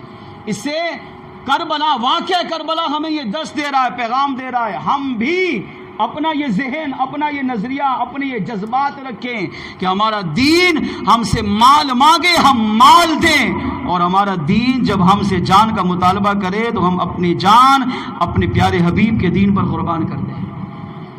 انہوں نے اپنا مدینہ چھوڑا، رقت بھرے انداز میں، ماحول میں درود و سلام پڑھتے ہوئے، بڑی کیفیت میں، پیار میں، محبت میں، عقیدت میں مدینے سے رخصت ہوئے۔ سفر کرتے کرتے کرتے مکہ پہنچے۔ مکہ میں صحابہ سے مشاورت کی، کئی صحابہ نے مشورے دیے، لیکن تمام صحابہ کا متفقہ فیصلہ، 10,000 صحابہ زندہ تھے اس وقت، ہر ایک نے یہ کہا آپ مت جائیے۔ طے یہ پایا، خلاصہ یہ طے یہ پایا، صحابہ نے کہا چلیں ایسا کریں، اگر جانا ہی ہے تو آپ پہلے اپنا نائب بھیجیں، نمائندہ بھیجیں۔ اگر یہ نمائندہ وہاں جاتا ہے اور وہاں جا کر حالات بہتر پاتا ہے پھر آپ تشریف لے جائیے گا۔ امام علی مقام نے کچھ دیر مکہ میں قیام کیا تو اب کوفیوں کے خط آنا شروع ہوئے۔ کتنے خط آئے؟ مورخین نے لکھا 40,000 خط۔ 40,000 کوفیوں نے امام علی مقام کو خط لکھے، ہر ایک خط میں یہ تھا آپ آئیے، تشریف لائیے، یہاں پر تخت پہ یزید بیٹھا ہے، آپ جانتے ہیں یہ لانتی ہے، یہ شریعت کی پاسداری کرنے والا نہیں، یہ شرابی، زانی، فاسق و فاجر، بدکار ہے، ہم خود اس کی بیعت نہیں کر سکتے، لہذا آپ آئیے تاکہ ہم آپ کی بیعت کر کے اپنی زندگی آپ کے قدموں میں نچھاور کریں۔ 40,000 خط جب میرے امام کے پاس آئے تو میرے امام نے تیاری کی، فرمایا اب مجھے کوفے جانا ہے۔ تو صحابہ نے مشورہ کیا، طے یہ ہوا آپ مت جائیے، پہلے قاصد بھیجیے۔ امام علی مقام امام حسین رضی اللہ تعالیٰ عنہ نے اپنے قاصد کو بھیجا، سیدنا مسلم بن عقیل رضی اللہ تعالیٰ عنہ کو بھیجا۔ یہ گئے، اپنے ساتھ 2 بچے لے کر گئے، کچھ اور صحابہ بھی ساتھ تھے۔ جب یہ سفر کرتے کرتے، اب 6 ماہ کا سفر ہے، ہزاروں واقعات بیچ میں پیش آئے، کوفہ پہنچے۔ کوفیوں نے بڑے والہانہ انداز میں، بڑی عقیدت میں، بڑی محبت میں ان کا استقبال کیا، اور پہلے ہی دن 40,000 کوفیوں نے ان کے ہاتھ پر بیعت کی۔ نائب تھے تو ان کے ہاتھ پر بیعت ہوئی۔ جب انہوں نے دیکھا کہ حالات بہتر ہیں اور پورا کوفہ امام علی مقام سے پیار کرنے والا، امام علی مقام سے محبت کرنے والا، امام علی مقام کی عقیدت رکھنے والا ہے، تو امام مسلم نے خط لکھا، اور اس خط میں آپ نے یہ لکھا کہ میرے آقا آپ تشریف لے آئیں، پورا کوفہ آپ کی آمد کا منتظر ہے۔ جب یہ خط مکہ مکرمہ پہنچا امام علی مقام امام حسین رضی اللہ تعالیٰ عنہ نے تیاری فرمائی. اب میرے امام مکے سے روانہ ہوئے. جس طرح مدینہ چھوڑنا آسان نہیں تھا، اسی طرح امام علی مقام کے لیے مکہ چھوڑنا بھی آسان نہیں تھا. اپنے اہل بیت کو ساتھ لیا. ایک روایت میں 19 افراد اہل بیت نبوت کے شامل، اور ایک روایت میں 22 افراد ایسے تھے جن کا تعلق امام الانبیاء علیہ السلام کے اہل بیت نبوت کے گھرانے سے تھا. ان کو ساتھ لیا. دیگر صحابہ المختصر 72 افراد کا یہ قافلہ، جس میں بچے بھی ہیں، بوڑھے بھی ہیں، جوان بھی ہیں، مرد بھی ہیں، عورتیں بھی ہیں، یہ مکہ سے روانہ ہوئے. امام علی مقام امام حسین رضی اللہ تعالیٰ عنہ جب مکہ سے روانہ ہوئے تو کیا انداز تھا، والہانہ انداز میں، بڑی محبت میں، عقیدت میں. آپ کعبۃ اللہ کے پاس آئے، طواف کعبہ کیا، یوں سمجھے زندگی کا آخری طواف کعبہ کیا. بڑی محبت میں، بڑی رقت میں طواف کعبہ کیا. پھر مطاف میں 2 رکعت نماز پڑھی. پھر مقام ابراہیم پر آئے، اس کو چوما، حجر اسود کے بوسے لیے. آپ صفا مروہ پہ تشریف لے گئے، وہاں پر سعی کی. بڑی محبت، عقیدت، پیار میں الوداع کرتے کرتے کرتے مکہ سے رخصت ہوئے، اور امام علی مقام امام حسین رضی اللہ تعالیٰ عنہ کوفے کی طرف چلے. راستے میں ہزاروں واقعات پیش آئے، مگر وقت اجازت نہیں دے رہا. المختصر چلتے چلتے چلتے شعبان سے چلے اور 1 محرم الحرام کو کوفہ پہنچے، کربلا کے مقام پہ پہنچے. جب میدان کربلا میں گئے تو اپنے دوستوں سے پوچھا یہ جگہ کون سی ہے؟ کہا کربلا. فرمایا یہیں پر خیمے گاڑو، ہمارا ٹھکانہ یہی ہے، یعنی میری شہادت گاہ اب یہی ہے، ہم نے یہاں سے آگے نہیں جانا. اپنی جانوں کے نذرانے اب اللہ کی بارگاہ میں یہیں پر پیش کرنا ہے. 1 محرم سے 7 محرم تک جو اسباب ساتھ تھے، کھانا پانی وغیرہ سب ختم ہو گیا. 8 محرم الحرام کو یزیدی لشکر نے آ کر آپ کو گھیرا، اور 8، 9، 10 محرم الحرام یہ جو 3 دن ہیں، اس میں کھانا بھی بند، پانی بھی بند. نہ کھانے کے لیے کوئی چیز بچی، نہ پینے کے لیے کوئی پانی تھا. سامنے دریائے فرات تھا، تو دریائے فرات کو بھی انہوں نے، کوفیوں نے پہرا لگا دیا تاکہ یہاں سے پانی حاصل نہ کیا جا سکے. المختصر 8، 9، 10 محرم کو میرے آقا امام حسین رضی اللہ تعالیٰ عنہ اور آپ کے تمام رفقا نے بغیر کھائے بغیر پیے گزارا. 3 دن بغیر کھانا، 3 دن بغیر پینا. میں بول رہا ہوں بہت آسان ہے، آپ سن رہے ہیں بڑا آسان لگ رہا ہے، مگر جب روزہ رکھتے ہیں تو عصر کے بعد پتہ چلتا ہے حالت کیا ہو رہی ہے. اور مغرب کے بعد پانی پر کس طرح ہم ٹوٹتے ہیں، لپکتے ہیں، وہ سب کو اندازہ ہے اس کا. مگر 3 دن بھوکا پیاسا ہونے کے باوجود بھی چلتے چلتے المختصر کروں تو شب عاشورہ آئی، وہ رات آئی جو رات الحمدللہ آج ہم سب گزار رہے ہیں. اب یہ رات میرے آقا امام علی مقام امام حسین رضی اللہ تعالیٰ عنہ نے کیسے گزاری، آخری الفاظ بڑی توجہ سے سنیے. ادھر کوفے میں کیا ہوا، کوفے کا گورنر تھا بشیر، نعمان بن بشیر رضی اللہ تعالیٰ عنہ، اہل بیت سے سچی محبت کرنے والا. جب کوفے میں یہ دیکھا کہ سارے کے سارے لوگ امام مسلم کی بیعت کر رہے ہیں، اور امام مسلم نے خط لکھ دیا، اور میرے امام مسلم کے خط پر مکے سے روانہ ہو چکے ہیں، یہ خبر یزید تک پہنچی. جاسوسیاں تو اس دور میں بھی ہوتی تھی. تو یزید نے سب سے بڑا جو پلیت تھا اس کے لشکر کا، اس کا نام تھا ابن زیاد، اس کو روانہ کیا اور کہا کہ فوراً کوفے پہنچو، اور کوفے جا کر نعمان بن بشیر جو اہل بیت کا محب ہے، اس کا عہدہ معزول کیا، اس کی گورنری ختم کی، اور ابن زیاد کو گورنر بنا کر بھیجا. اور یزید کا پہلا آرڈر یہ تھا کہ کوفے میں جاؤ، اعلان کرو، اور کوفے والوں سے کہو یزید کی بیعت کریں، یعنی ابن زیاد کی بیعت کریں، اور جو تمہاری بیعت نہ کرے اسے قتل کر دو، اس کے بچوں کو بھی مار دو، اس کی بیوی کو مار دو، اس کی مال جائیداد سب کچھ لوٹ لو. اب ابن زیاد بدبخت تھا، یہ روانہ ہوا اور کوفے پہنچا. اب اس نے سیاست یہ کی، کوفے والے انتظار کر رہے تھے، کیوں؟ کیونکہ امام مسلم خط لکھ چکے تھے، اور میرے امام علی مقام امام حسین مکے سے روانہ ہو چکے تھے. اب کوفے والے تیاری کر رہے تھے کہ امام آئیں گے تو امام کا شاندار استقبال ہوگا. اب ابن زیاد کو اس کی خبر پہنچی تو ابن زیاد نے اس موقع سے فائدہ اٹھایا اور رات کی تاریکی میں اس راستے سے آیا جو راستہ مکے سے کوفے کی طرف آتا تھا، اور اپنے آپ کو اس نے چھپایا، کجاوے میں سواری میں اپنے آپ کو چھپا کے رکھا تاکہ لوگ مجھے پہچانے نہیں۔ جب یہ رات کے اندھیرے میں کوفے میں داخل ہوا اور راستہ مدینے کی طرف سے آنے والا تھا، تو کوفے والوں نے یہ سوچا کہ امام علی مقام تشریف لا رہے ہیں، تو پورا کوفہ آگے بڑھ کر ان کا استقبال کیا۔ اب یہ بدبخت اندر سے ہنس رہا ہے کہ میں نے پورے کوفے کو بیوقوف بنایا، لوگ مجھے امام حسین سمجھ رہے ہیں جبکہ میں ابن زیاد ہوں۔ اور لوگ استقبال کرتے کرتے لوگوں نے دھوکہ کیوں کھایا؟ کیونکہ خط لکھا جا چکا تھا۔ پھر دوسرا، رات کو آئے تو پہچان نہیں پائے، اور تیسری وجہ کہ مدینے کے راستے سے آ رہا تھا، تو لوگوں نے یہی سمجھا کہ امام علی مقام مدینے میں ہے تو وہ بھی اسی راستے سے آئیں گے۔ ابن زیاد اگر یہ ہوتا تو یہ دوسرے راستے سے مخالف سمت سے آتا، مگر یہ مدینے کے راستے سے آیا، تو اس پر انہوں نے دھوکہ کھایا کہ یہی امام علی مقام ہے۔ اور یوں یہ گورنر ہاؤس میں پہنچا۔ اگلے دن نعمان بن بشیر جو محب اہل بیت تھا اس کو معزول کیا، اپنی گورنری کا اعلان کیا اور پورے کوفے میں اعلان کیا کہ میری بیعت کرو، میرے آقا یزید کی بیعت کرو، ورنہ تمہیں قتل کر دیا جائے گا۔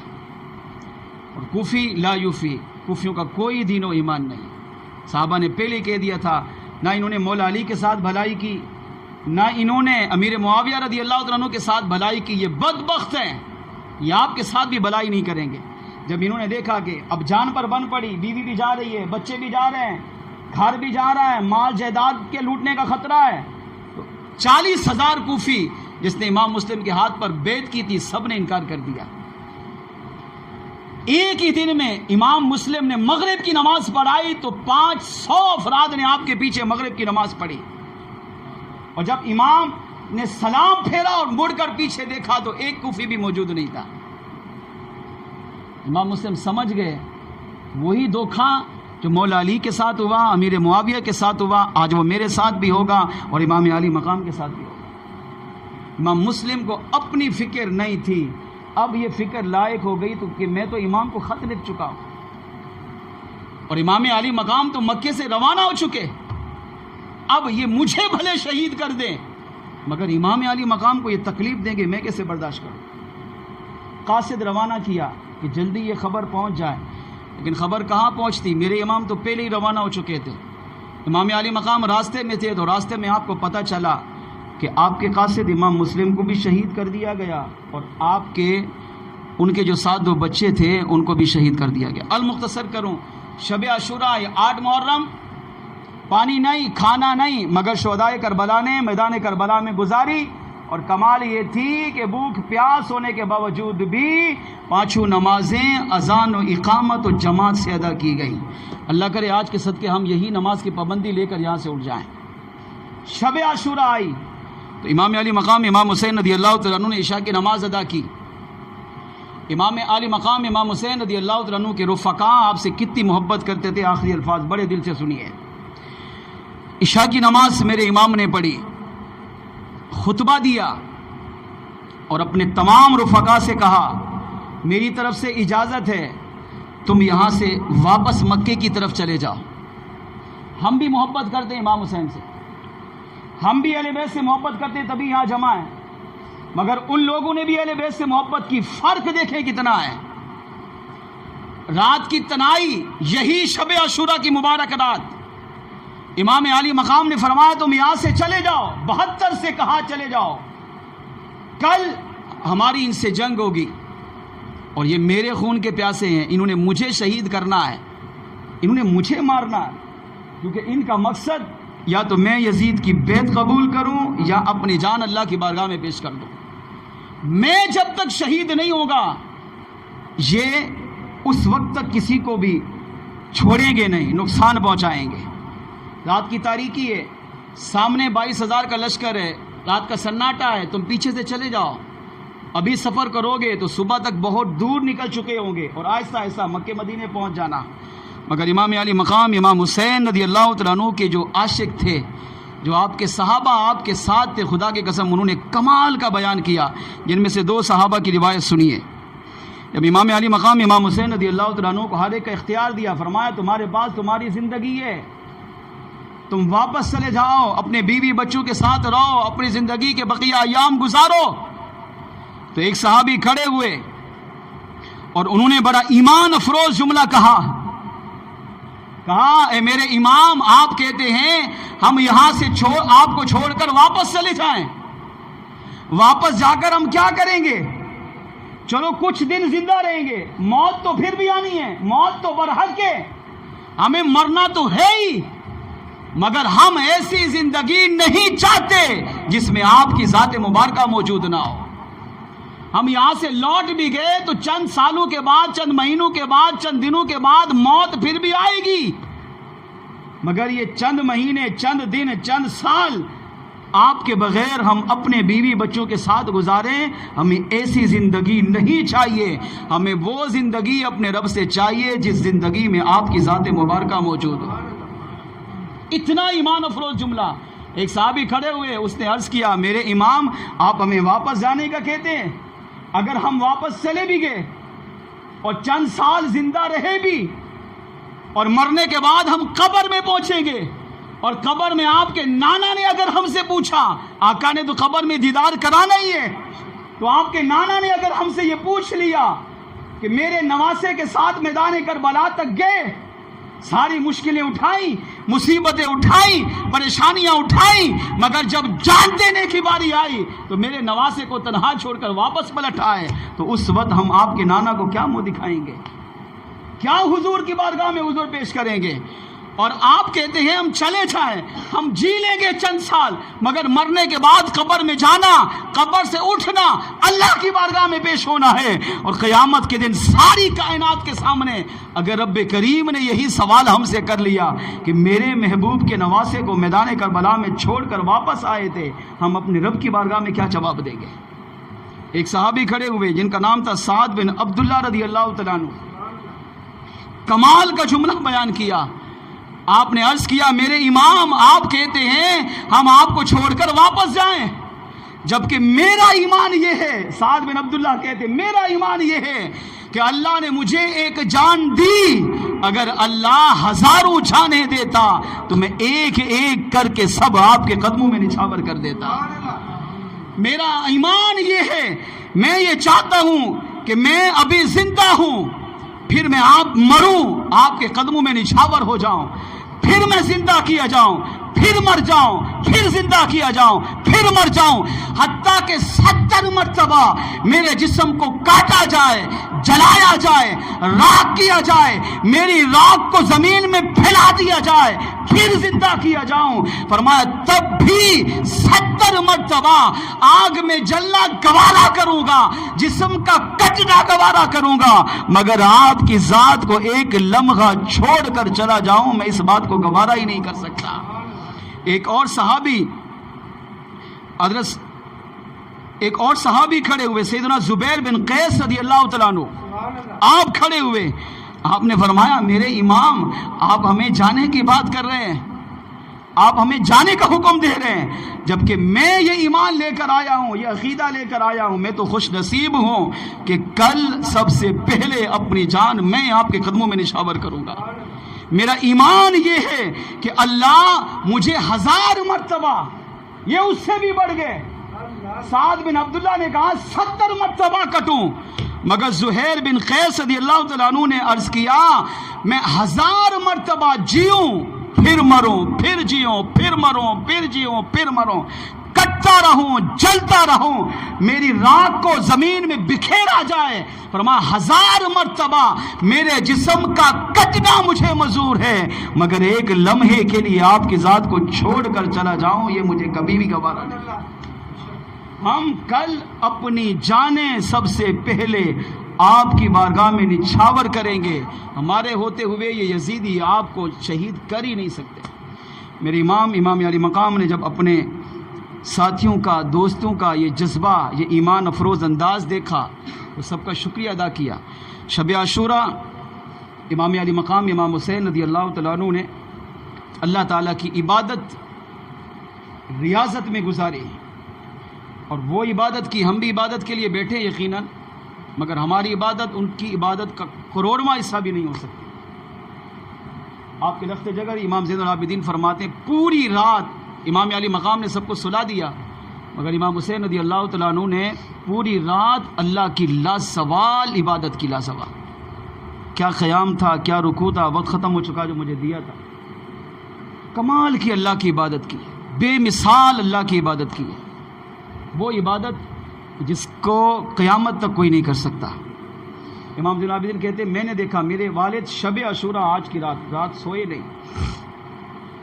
کمال کی تلاوت قرآن، کمال کا قیام، کمال کا رکوع، کمال کا سجدہ، بڑی پاکیزہ عبادت کرتے رہے.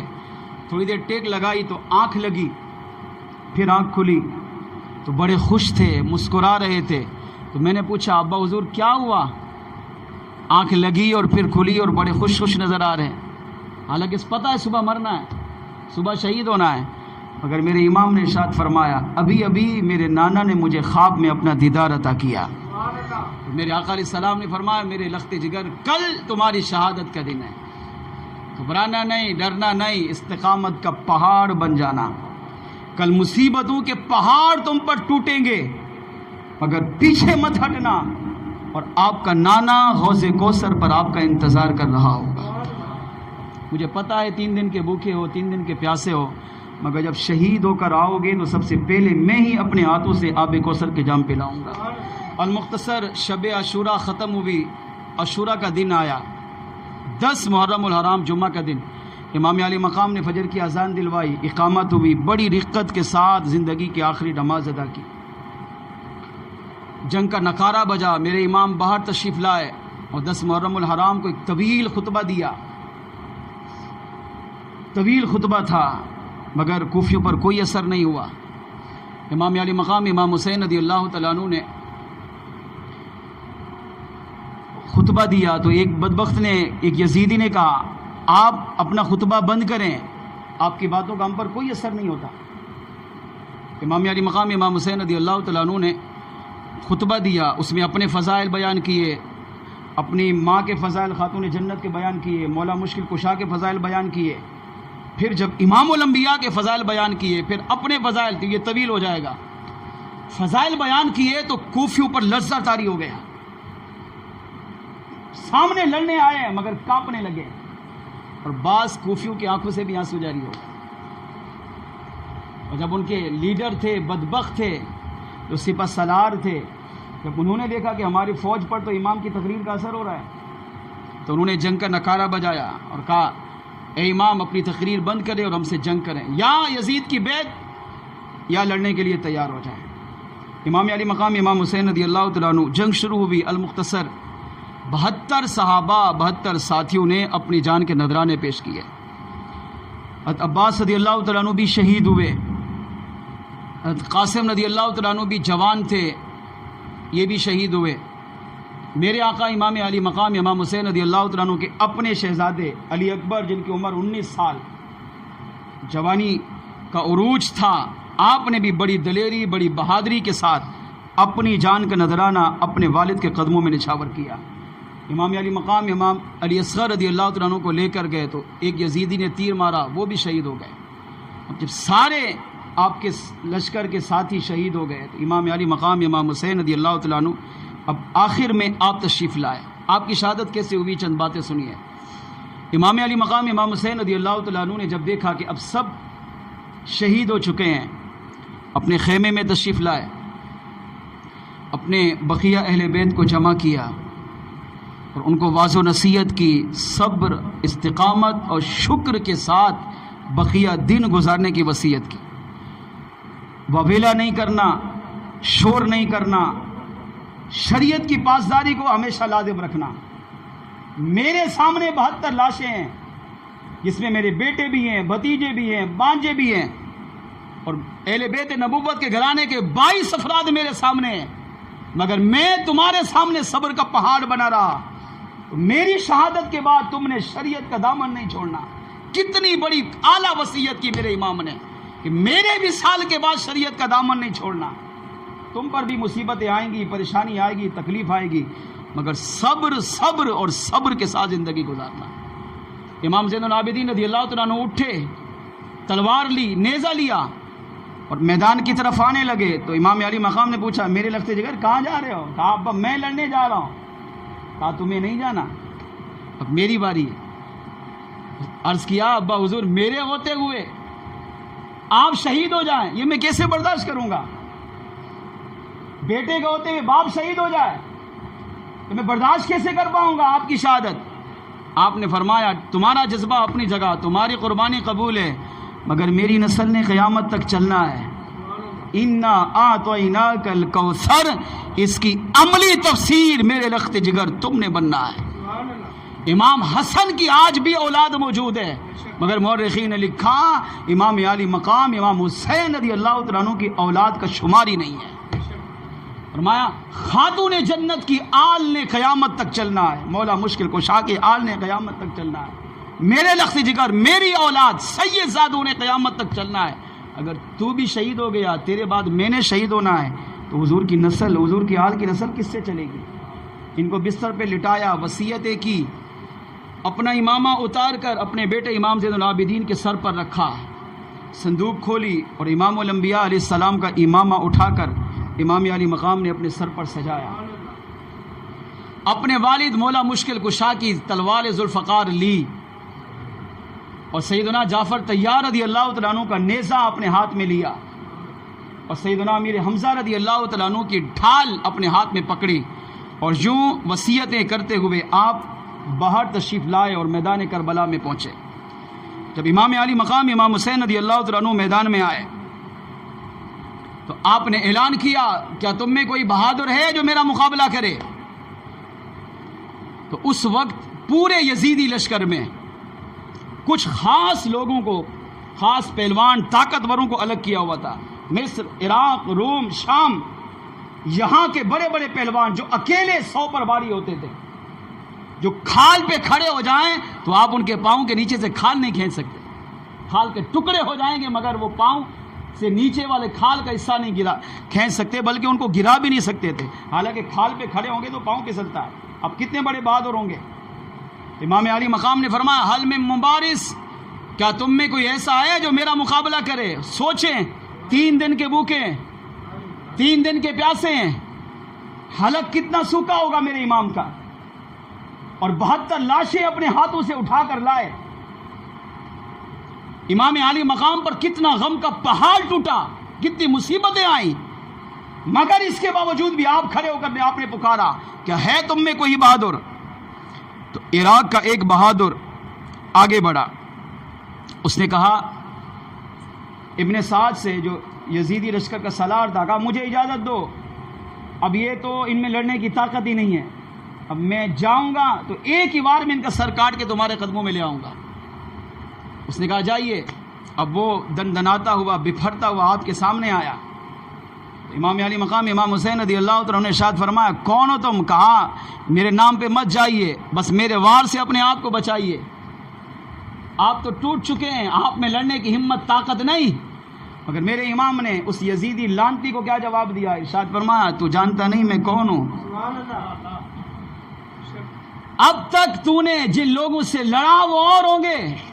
اس نے کہا میں عراق کا سب سے بڑا پہلوان ہوں، میرے سامنے تو ہزاروں نہیں ٹکتے، آج تک میں نے کسی کو جیتنے نہیں دیا، میں وہ ہوں اگر اپنا وار پہاڑ پہ ماروں تو پہاڑ کو بھی ریزہ کر سکتا ہوں۔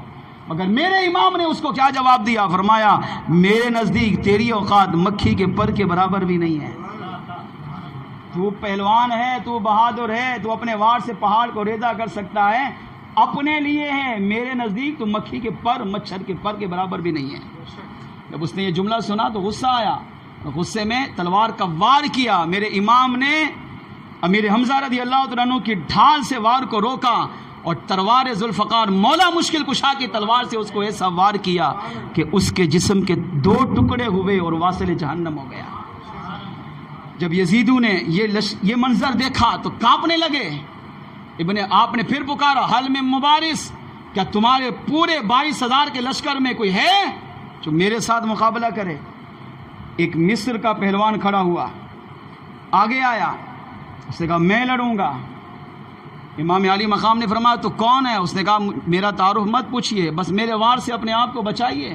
آپ نے فرمایا تو مجھے پہچانتا ہے میں کون ہوں؟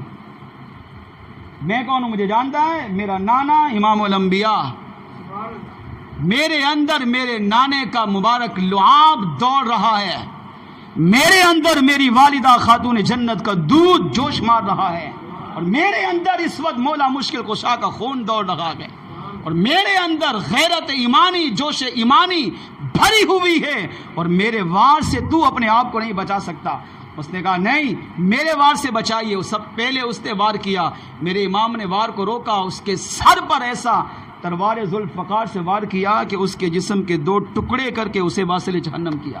المختصر کروں، عراق، مصر، شام بڑے بڑے پہلوان آئے، مگر میرے امام نے ہر ایک کو واصل جہنم کیا۔ بدر نامی ایک پہلوان تھا، تو ہزاروں پر اکیلا بھاری، 4 بیٹے، وہ بھی کمال کے بہادر۔ تو بدر نے ابن سعد سے کہا کن بزدلوں کو امام کے مقابلے میں بھیجا؟ میرے بیٹے کو بھیج، دیکھ میرا بیٹا کتنا بہادر ہے، میرے 4 بیٹے ہیں، ایک بیٹا ہی ایک وار میں ان کا سر کاٹ کے لائے گا۔ اب اس نے کہا اچھا چلے جائیے۔ بدر نے اپنے بیٹے کو بھیجا، کہا جاؤ اور ایک وار میں ان کا سر کاٹ کے لاؤ۔ امام علی مقام کے سامنے آیا، امام علی مقام رضی اللہ تعالیٰ عنہ نے فرمایا کون؟ کہا میں بدر کا بیٹا ہوں۔ آپ نے فرمایا اچھا تو یہ تھا تیرا باپ مجھ سے لڑنے آتا، باپ نے اپنے بیٹے کو مرنے کے لیے بھیج دیا۔ اچھا یہ تھا تیرا باپ سامنے آتا اور پھر وہ تجھے، تو اپنے باپ کو واصل جہنم ہوتا ہوا دیکھتا۔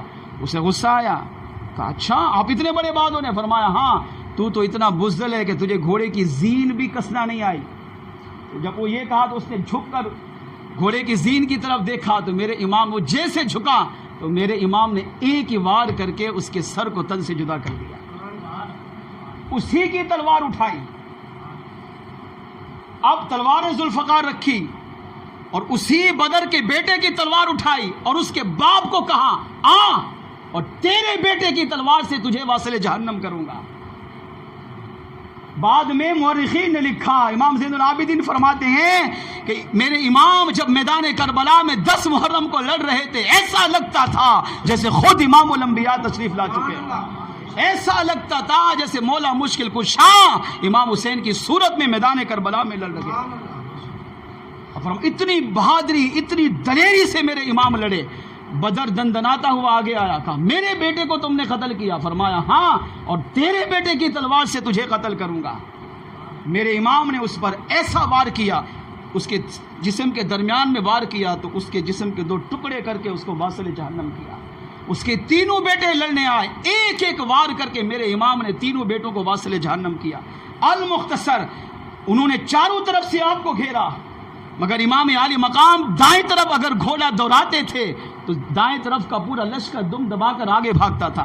آپ بائیں طرف گھوڑا دوڑاتے تو وہ آپ کے آگے بھاگتے، آپ سامنے حملہ کرتے آپ سے آگے بھاگتے، آپ پیچھے سے حملہ کرتے آپ سے آگے بھاگتے، یعنی چاروں طرف کے یزیدوں کو 22,000 کا لشکر، ایک مرتا دوسرا آتا، وہ مرتا تیسرا آتا، وہ مرتا اگلا آتا، یعنی فوج کی کمی نہیں تھی۔ مگر امام علی مقام 3 دن کے بھوکے 3 دن کے پیاسے ہونے کے باوجود بھی امام علی مقام نے ہر ایک کو کاٹ کاٹ کر واصل جہنم کیا۔ کسی کے سر پہ تلوار ذوالفقار کا وار کیا تو اس کے جسم کو کاٹ کر واصل جہنم کیا، کسی کی گردن پہ وار کیا تو اس کے سر کو دھڑ سے جدا کر دیا، کسی کی پیٹھ پر وار کیا تو اس کے جسم کے 2 ٹکڑے کر دیے، کسی کے ہاتھ پہ وار کیا تو اس کے ہاتھ کو جسم سے الگ کر دیا، کسی کے پاؤں پہ وار کیا اس کے پاؤں کو جسم سے الگ کر دیا۔ المختصر، میرے امام نے پورے میدان کربلا میں لڑتے لڑتے لڑتے لڑتے ہزاروں یزیدوں کو واصل جہنم کر دیا۔ جب لشکر نے دیکھا کہ یہ تو رکنے والے ہیں ہی نہیں، واقعی ان کے اندر غیرت ایمانی جوش ایمانی، میں کہہ رہا ہوں آپ سننے واقعی آسان لگ رہا ہے، مگر خدا کی قسم یہ اصل حقیقت یہ ہے کہ واقعی ان کے اندر غیرت ایمانی جذبہ ایمانی جوش ایمانی تھی۔ حقیقت یہ ہے کہ خاتون جنت شہزادی کونین کا دودھ واقعی ان کے خون میں جوش مار رہا تھا، اور آپ نے اپنی ماں کے دودھ کا حق میدان کربلا میں ادا کیا۔ مولا مشکل کشا کا خون واقعی ان کے اندر جوش مار رہا تھا، اور آپ نے اپنے والد کے خون کا حق میدان کربلا میں ادا کیا۔ اپنے نانا کے وہ بوسے، اپنے نانا کے وہ بچپن کے پیار، اپنے نانا کی وہ بچپن کی محبت، اپنے نانا کی اذانیں، اپنے نانا کی لوریاں اور اپنے نانا کے وہ لعاب دہن کا اثر میرے امام نے میدان کربلا میں عاشورہ کے دن وہاں پر دکھا کر امت کو پیغام دیا کہ میں وہ ہوں جس نے اپنی ماں کے دودھ کا حق بھی ادا کیا، اپنے باپ کا خون کا حق بھی ادا کیا اور اپنے نانا کی محبت اور اپنے نانا کے لعاب دہن کا بھی حق ادا کر دیا ہے۔ یزیدی لشکر میں بھگدڑ مچی، کہا ان کو روکو، اگر یہ نہیں رکے تو یہ کاٹ کے ہم سب کو واصل جہنم کریں گے۔ آخری جملہ بڑے دل سے سنیے، کس چیز نے امام کو روکا؟ انہوں نے کہا ایسا کرو چاروں طرف سے تیر برساؤ، کیونکہ اکیلے اکیلے نہیں لڑ سکتے، اگر جھنڈ کی صورت میں جائیں گے تب بھی مر رہے تھے، تو اب تیر برسا کر زخمی کرو۔ اب چاروں طرف سے تیر برسے، اب ایک بندہ چاروں طرف سے ہزاروں تیر برسے، کتنا روکے گا؟ پورے جسم پر تیر لگے۔ مورخین نے لکھا 133 زخم امام علی مقام کے جسم اقدس پر بعد میں جب وصال کے بعد دیکھا تو موجود تھے، جس میں 33 زخم نیزوں کے، 33 زخم تلواروں کے اور بقیہ سارے زخم تیروں کے تھے۔ تیر زیادہ لگے اور ایک تیر میرے امام کی پیشانی پر لگا، تو آپ نے پیشانی سے تیر کو نکالا تو خون کا فوارہ ابل پڑا اور کہا بدبخت تو کتنا بد نصیب ہے، تو نے اس جگہ پر تیر مارا جس جگہ کو میرے آقا چوما کرتے تھے، کتنا بڑا بدبخت ہے، تو کیا جواب دے گا قیامت کے دن؟ گھوڑے پر تیر لگے ہیں، میرے امام نیچے آئے مگر پھر بھی لڑ رہے ہیں، تو یزیدوں میں بھگدڑ مچی، کہا بھائی تیر بھی مار لیے، نیزے بھی مار لیے، تلواریں بھی چلا لی، اتنے زخم دے دیے، مگر یہ بندہ اب بھی نہیں رک رہا، ان کی غیرت ایمانی، جوش ایمانی اب بھی نہیں رک رہی، تو کوئی چیز تو ہو جو روکے۔ تو ایک نے کہا اذان دو، اگر ان کو روکنا ہے تو اذان روکے گی۔ ہم اذان کے بعد کیا کرتے ہیں ہر ایک اپنے آپ سے پوچھے، مگر امام علی مقام کو کربلا کے میدان میں جس چیز نے روکا وہ اللہ کی اذان تھی۔ جب اللہ اکبر کی صدا ایک بدبخت نے لگائی کہ روکے اس کو، تو امام علی مقام کا ذہن فوراً رب کی نماز کی طرف گیا، سورج کو دیکھا تو سورج قریب تھا، ظہر کا وقت، جمعے کا وقت ہو چکا تھا، تو اب امام نے سورج کو دیکھ کر سوچا کہ اگر لڑائی جاری رکھتا ہوں تو میری نماز چلی جائے گی، اور زندگی کی آخری نماز چھوڑ کر، شہید تو ہونا ہی ہے نا، تو زندگی کی آخری نماز چھوڑ کر اللہ کے بارگاہ میں جاؤں، یہ مجھے گوارا نہیں ہے۔ اب تلوار ڈال دی امام نے، اب ڈھال بھی ڈال دی، گھوڑے سے زمین پر تشریف لے آئے، سیدھے پڑے ہوئے میرے امام، یزیدی آگے بڑھے، ایک آیا وہ ڈرا پیچھے گیا، دوسرا آیا وہ ڈرا پیچھے گیا، تیسرا آیا وہ ڈرا پیچھے گیا، شمر بدبخت آیا، میرے امام کے سر کو تن سے جدا کرنے کا ارادہ کیا، تو امام علی مقام نے 133 زخم کھانے کے باوجود بھی اپنے جسم کو حرکت دے کر اپنے سر کو سجدے میں ڈال دیا اور دعا مانگی، اللہم ردن بقضائکا، اے اللہ تیرا حسین تیری تقدیر پر راضی ہے، وشکرن وصبرن لبلا علی بلائکا، اور اے اللہ تیرا حسین تیری تمام مصیبتوں پر صبر کرنے پر راضی ہے، صبر کرنے پر، وتسلیما لامرکا، اور اے اللہ تیرا بندہ تیرا حسین تیرے ہر حکم پر اپنے سر کو جھکانے والا ہے۔ اب تیرے حسین نے زندگی میں کبھی نماز نہیں چھوڑی، میں یہاں مکے میں تھا نمازیں پڑھی، مدینے میں تھا نمازیں پڑھی، سفر میں تھا نمازیں پڑھی، میدان کربلا میں آیا نمازیں پڑھی، یکم محرم سے 7 تک پانی تھا نمازیں پڑھی، 8 9 10 3 دن پانی بند کیا گیا، تیمم کر کے پھر بھی نماز پڑھی۔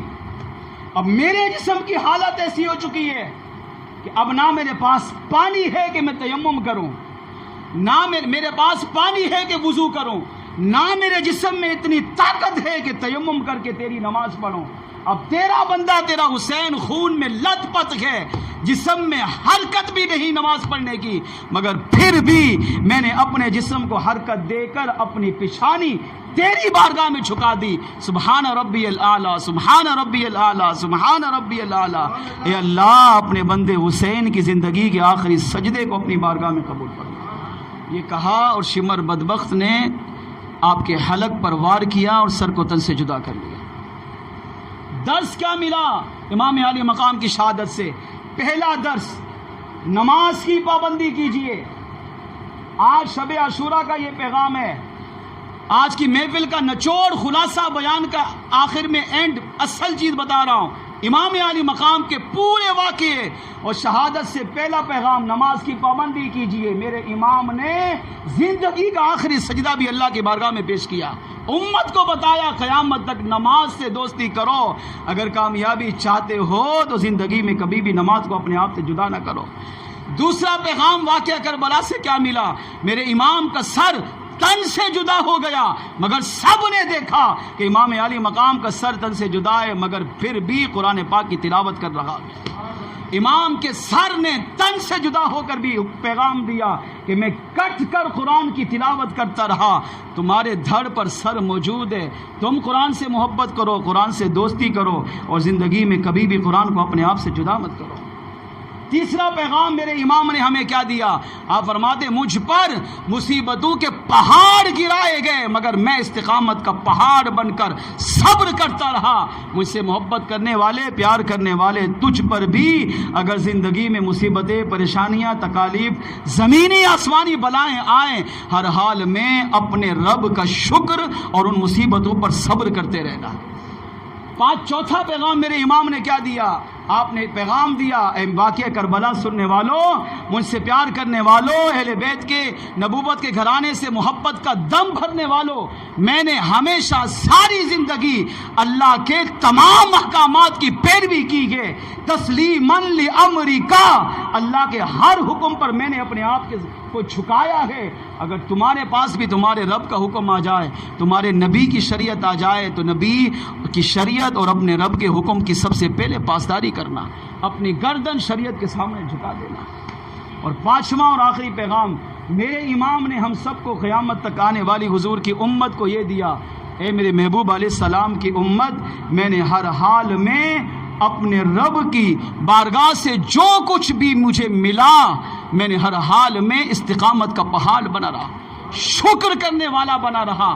اللہ تمہیں پیغام یہ ہے کہ اللہ تمہیں نعمتیں دے تب بھی شکر کرنا، اور اگر اللہ تمہیں مصیبتیں دے تب بھی شکر کرنا۔